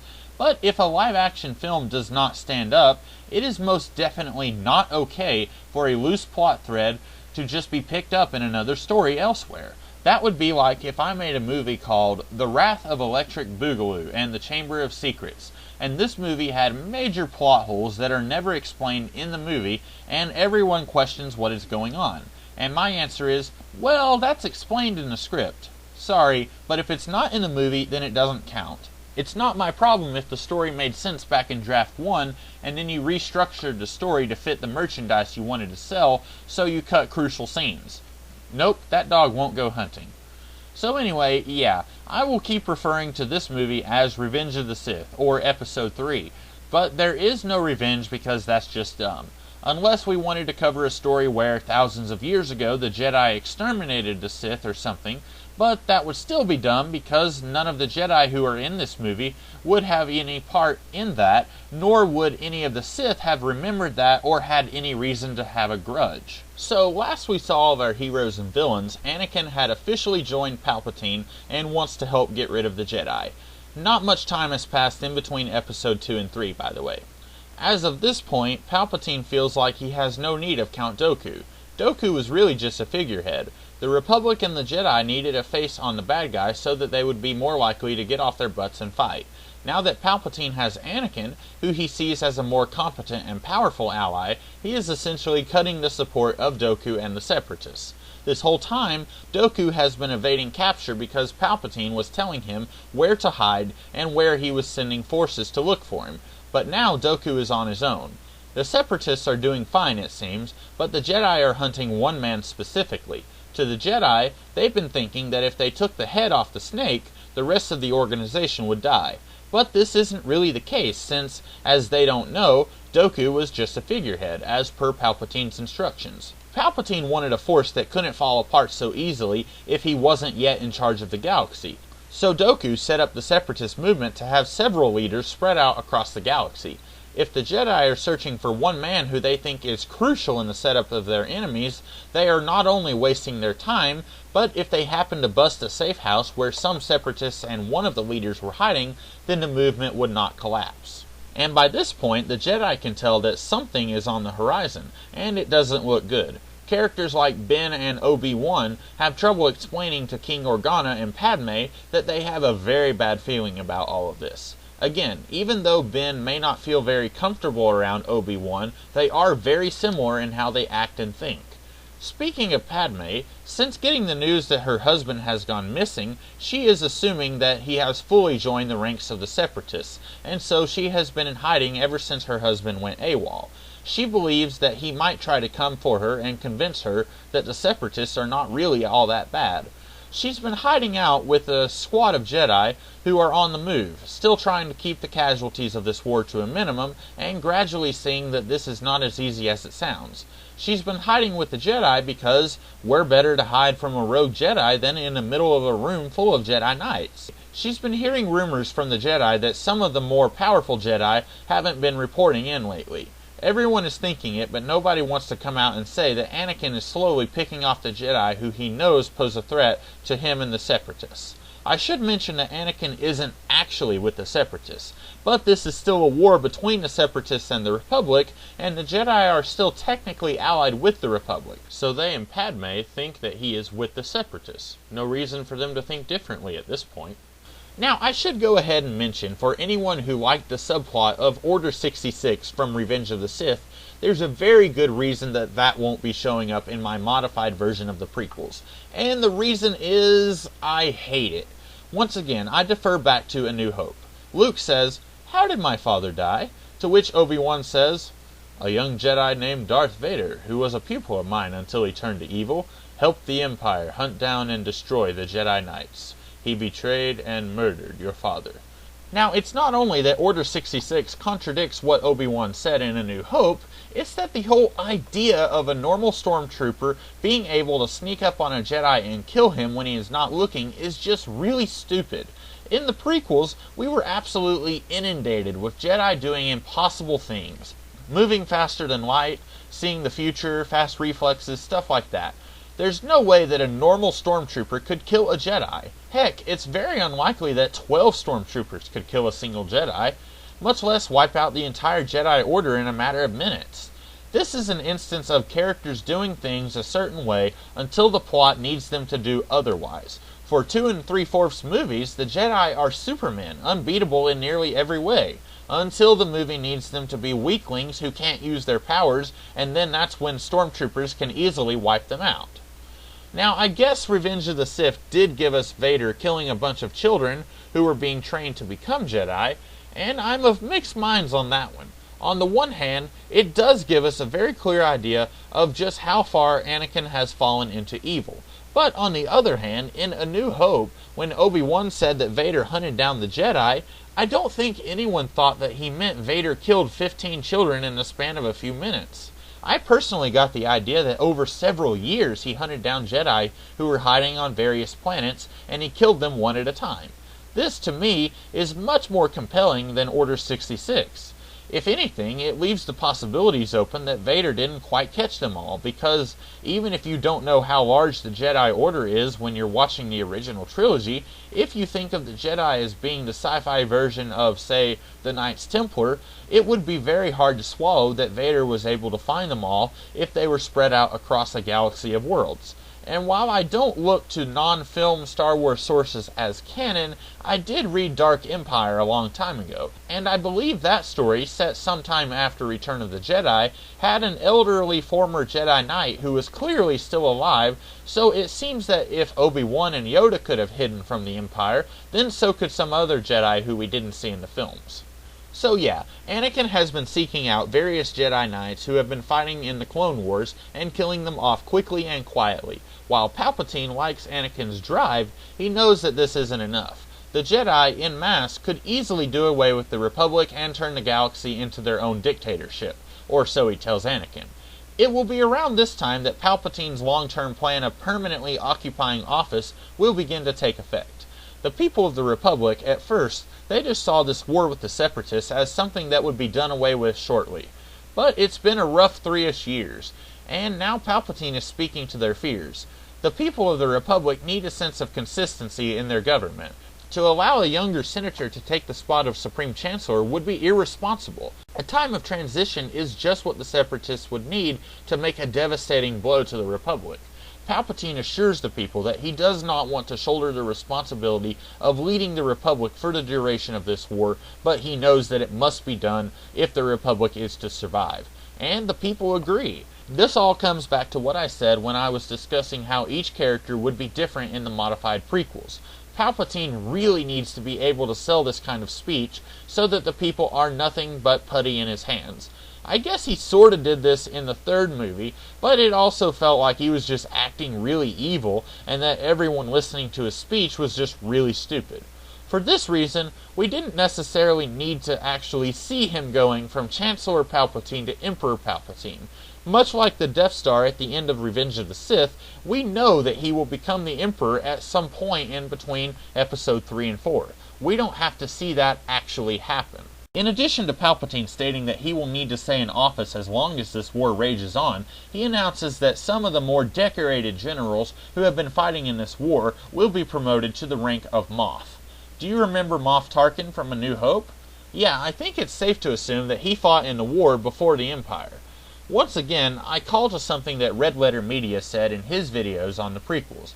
It's really weird that the prequels show only clones fighting in the wars, and then at the very end of Revenge of the Sith, we suddenly have non-clones in the Imperial cruiser who are dressed like the Imperial soldiers from A New Hope. Where did these guys come from? And you might be saying that this is a similar problem in my own modified prequels. And while I have used the ideas that the Jedi are cloning themselves so that they can bolster their ranks in battle, I like to think that the Republic did have non-clones fighting as well. After all, this is seen as a pretty serious conflict, at least more so than it was when it first started.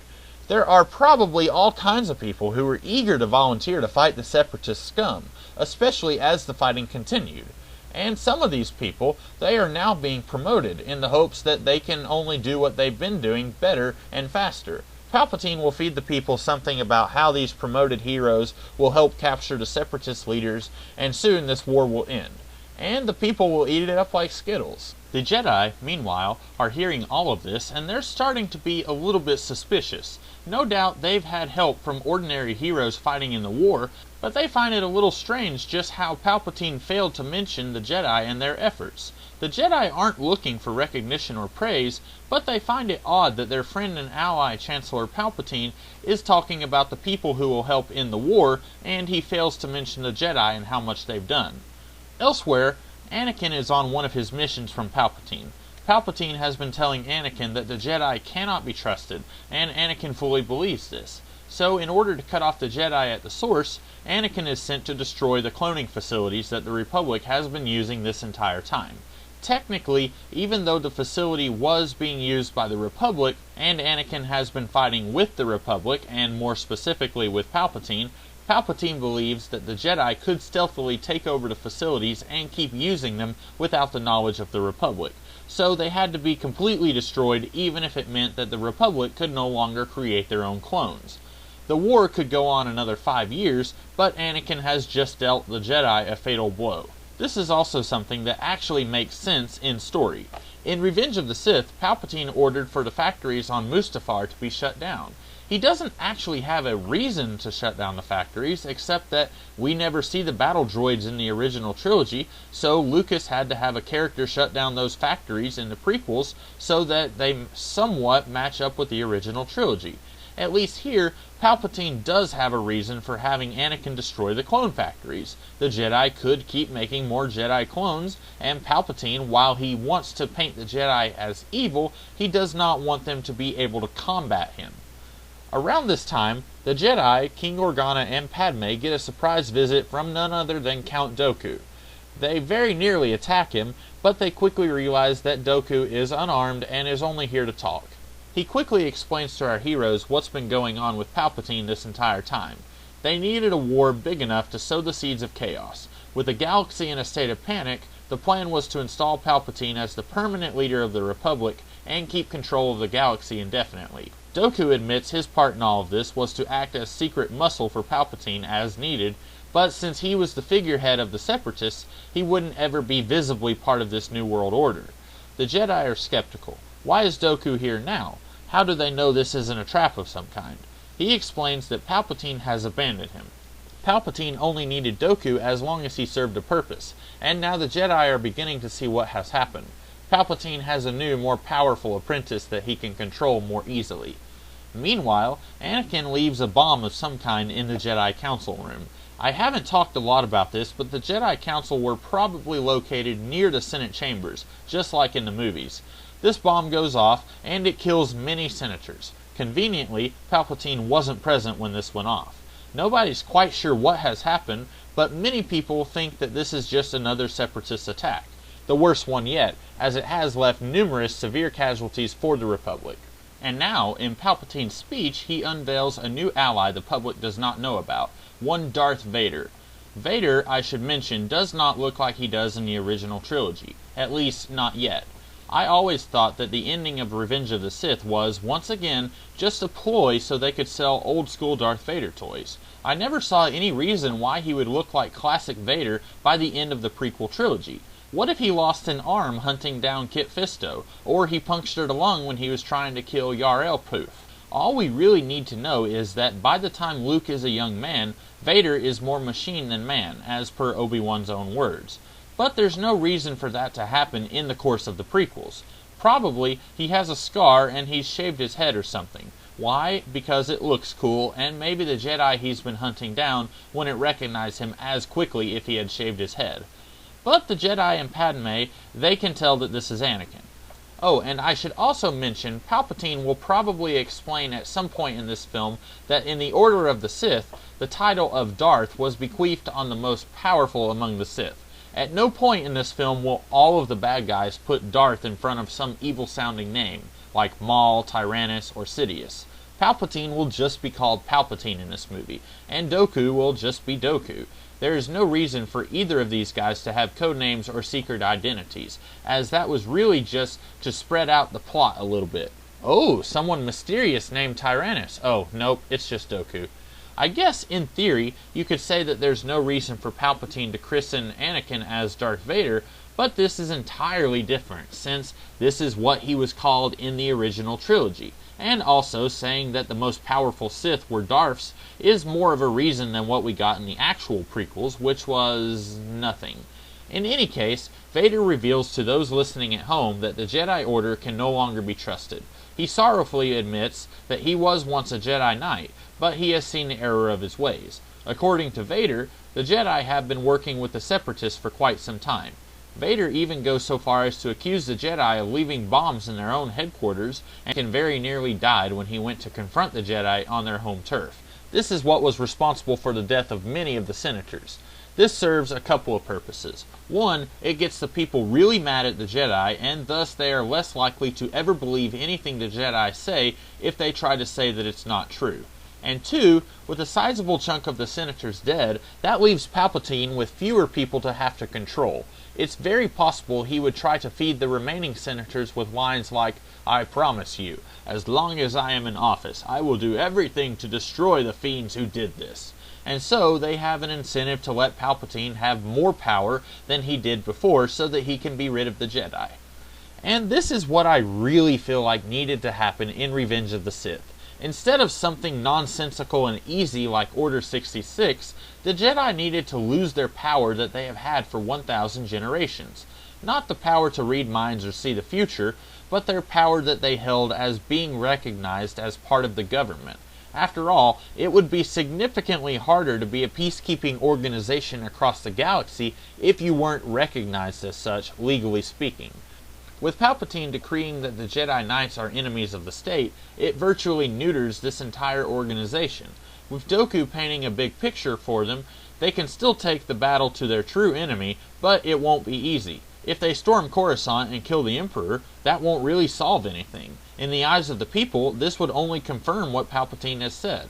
The government is Palpatine at this point, and with no recognized status in the Republic, they are powerless against him.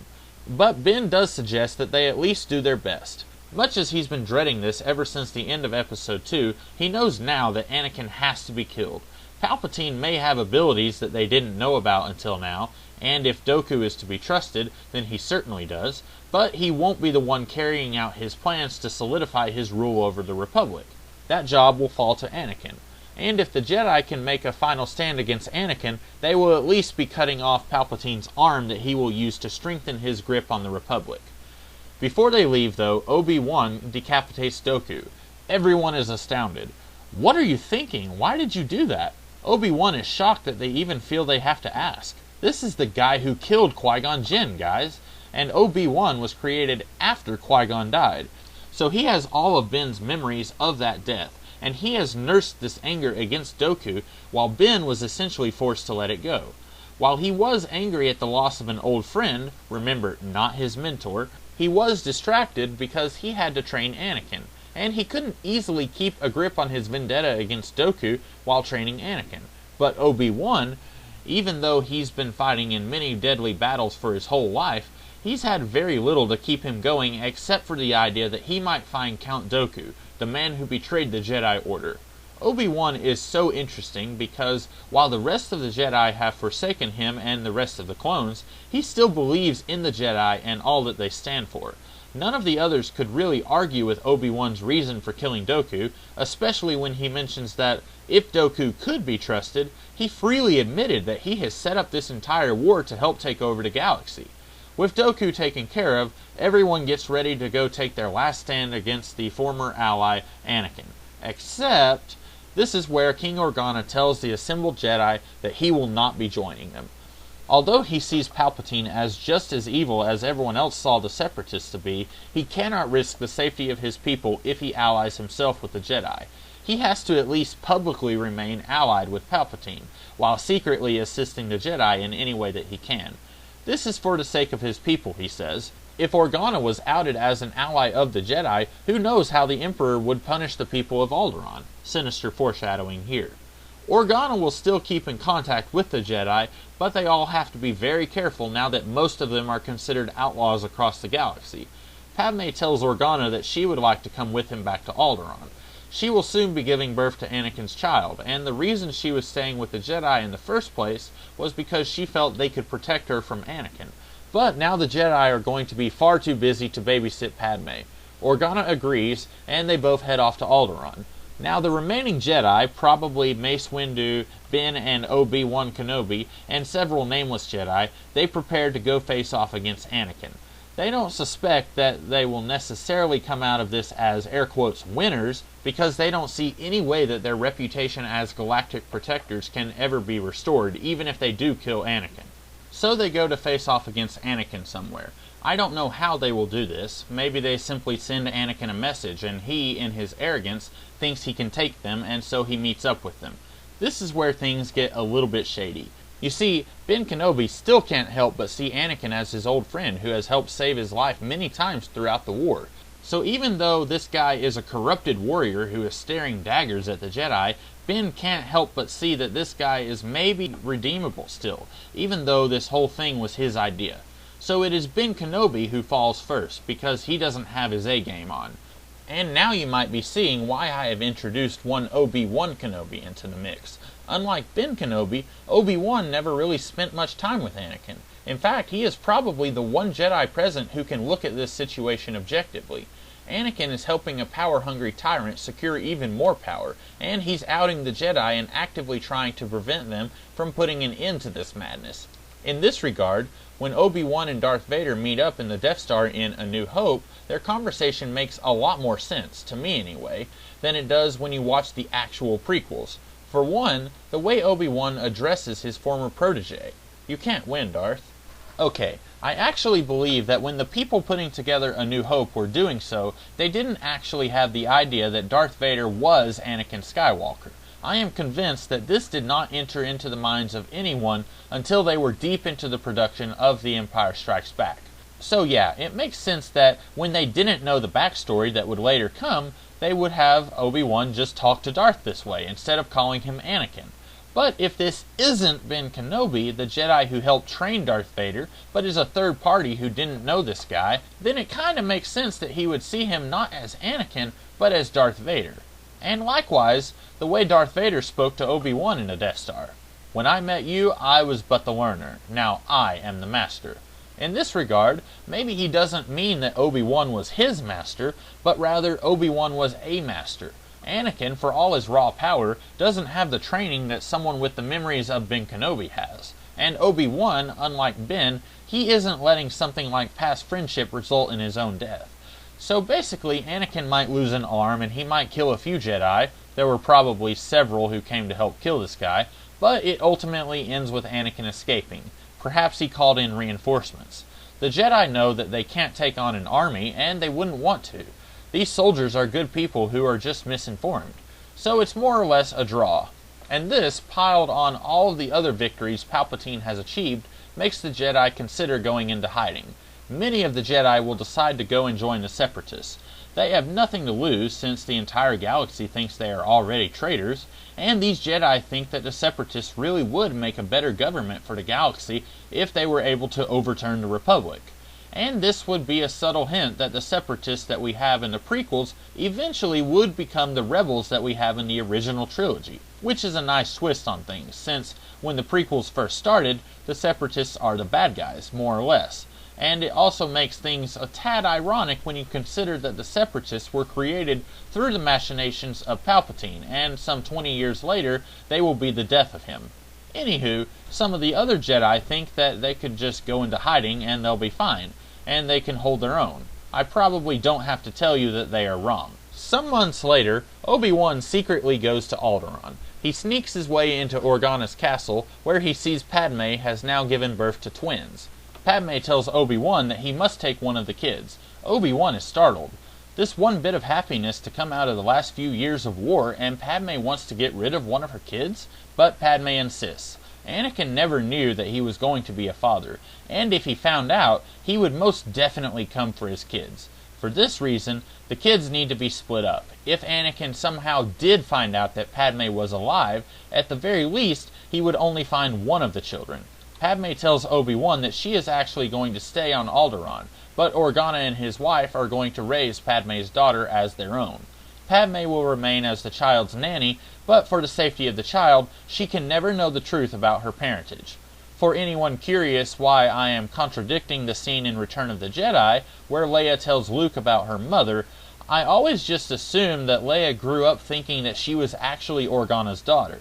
So when Luke asked about her mother, she told him about Organa's wife, who, as per Leia's words, died when Leia was very young. So then Padme no doubt took on a greater role in raising her daughter, and presumably Padme then died when Alderaan was later destroyed. Padme urges Obi-Wan to take the boy and not to let him know the truth about his father. No child should ever grow up knowing that his father was a monster who betrayed the galaxy. Obi-Wan reluctantly agrees. He takes the boy, Luke, and he leaves for one of the planets on the Outer Rim. Obi-Wan actually fought a few battles during the war near this planet, and during that time, he met and befriended a farmer and his wife who gave him shelter while he was wounded. Obi-Wan intends to give this boy to them, but he will remain nearby, watching and waiting in case Imperial forces do come for the child. And so, just like in the actual prequels, Owen Lars isn't actually Anakin's brother, and I'm okay with that remaining part of canon. Now you might be wondering why Obi-Wan, a clone, would later claim to have been Darth Vader's mentor and Anakin's good friend. The reason for this is basically that, with the original Ben Kenobi dead, Obi-Wan doesn't see any reason why he should tell Luke that he's a clone. There's probably still quite a bit of anti-clone sentiment across the galaxy by the time you get to A New Hope, even in a backwoods world like Tatooine. And since the original Ben, and for that matter all of the other Jedi, are either dead or on the other side of the galaxy, Luke has no reason to believe that this guy is lying when he says that he was Darth Vader's mentor, because, well, nobody's there to say otherwise. And since we actually know that he did lie about Luke's parentage, it's not too much of a stretch to assume that the clone who did not train Vader was lying when he said he did. And that is my own version of the modified prequels. I will go ahead and say that I don't think these ideas are necessarily perfect. I think that's why, if I was a screenwriter, these broad strokes ideas would be fleshed out into a first draft. And then that would go through the process of having the unnecessary fat trimmed off and the stronger ideas made stronger. It is this process of rewriting that can make an okay story into a great film. And I'm not the only one who thinks that what Lucas gave us in the form of the prequels didn't go through much rewriting. If they did, they were only rewritten by Lucas himself, and probably more for the purpose of suiting the designs that he had been working on for the movies, and less for the purposes of making the stories better. In particular, I think that the idea of Obi-Wan from the original trilogy being a clone would need a lot of work. I mostly included it because I feel like it's a really intriguing idea. But it does present a few problems, like why would the clone Obi-Wan then call himself Ben Kenobi? If the Empire is hunting down the Jedi, you would think that he would call himself something that wouldn't immediately draw attention to himself. And in the remainder of the original trilogy, anytime Luke talks to a Force Ghost, is he speaking to the Force Ghost of the clone or the original Ben Kenobi? And if it's Obi-Wan, then why would he say that Yoda trained him when technically Obi-Wan received no training at all and went into battle just as soon as he was born?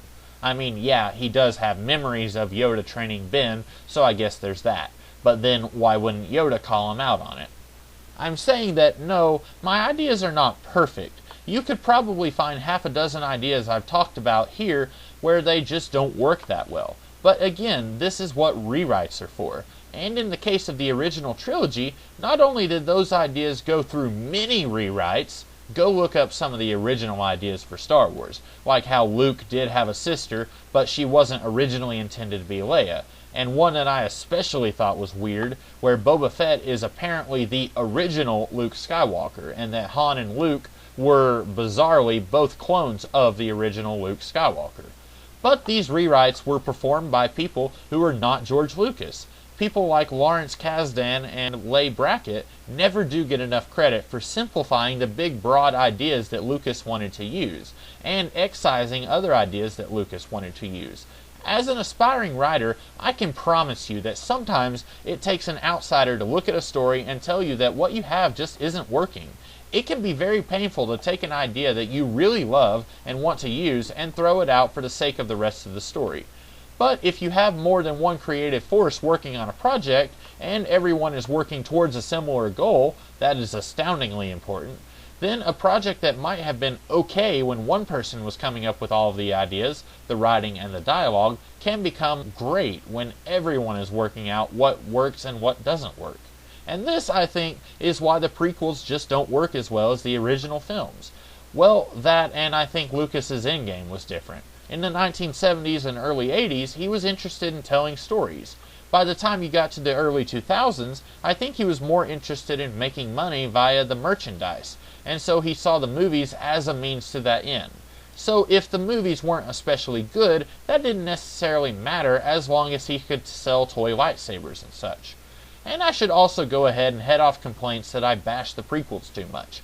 I still maintain that the prequels are vastly inferior to the original trilogy, but aside from A New Hope, I don't actually think the original trilogy is perfect either. There are certain things about The Empire Strikes Back and Return of the Jedi that I think could have used some improvements. But whereas my script for this video is 27 pages long, I suspect that my script for a video where I air quotes fixed the original trilogy would be less than 4 pages long. Anyway, that is my monster of a review / rewrite of the Star Wars prequels. I do hope you've enjoyed this video, and even if you disagree with a lot of what you've heard here, I would love to see video responses. What do you think could have been done better in the Star Wars movies? Or just do a video response talking about Star Wars, period. Today's a good day for it, and like I said earlier, any day is a good day for it. And remember, may the 4th be with you. I'll see you later.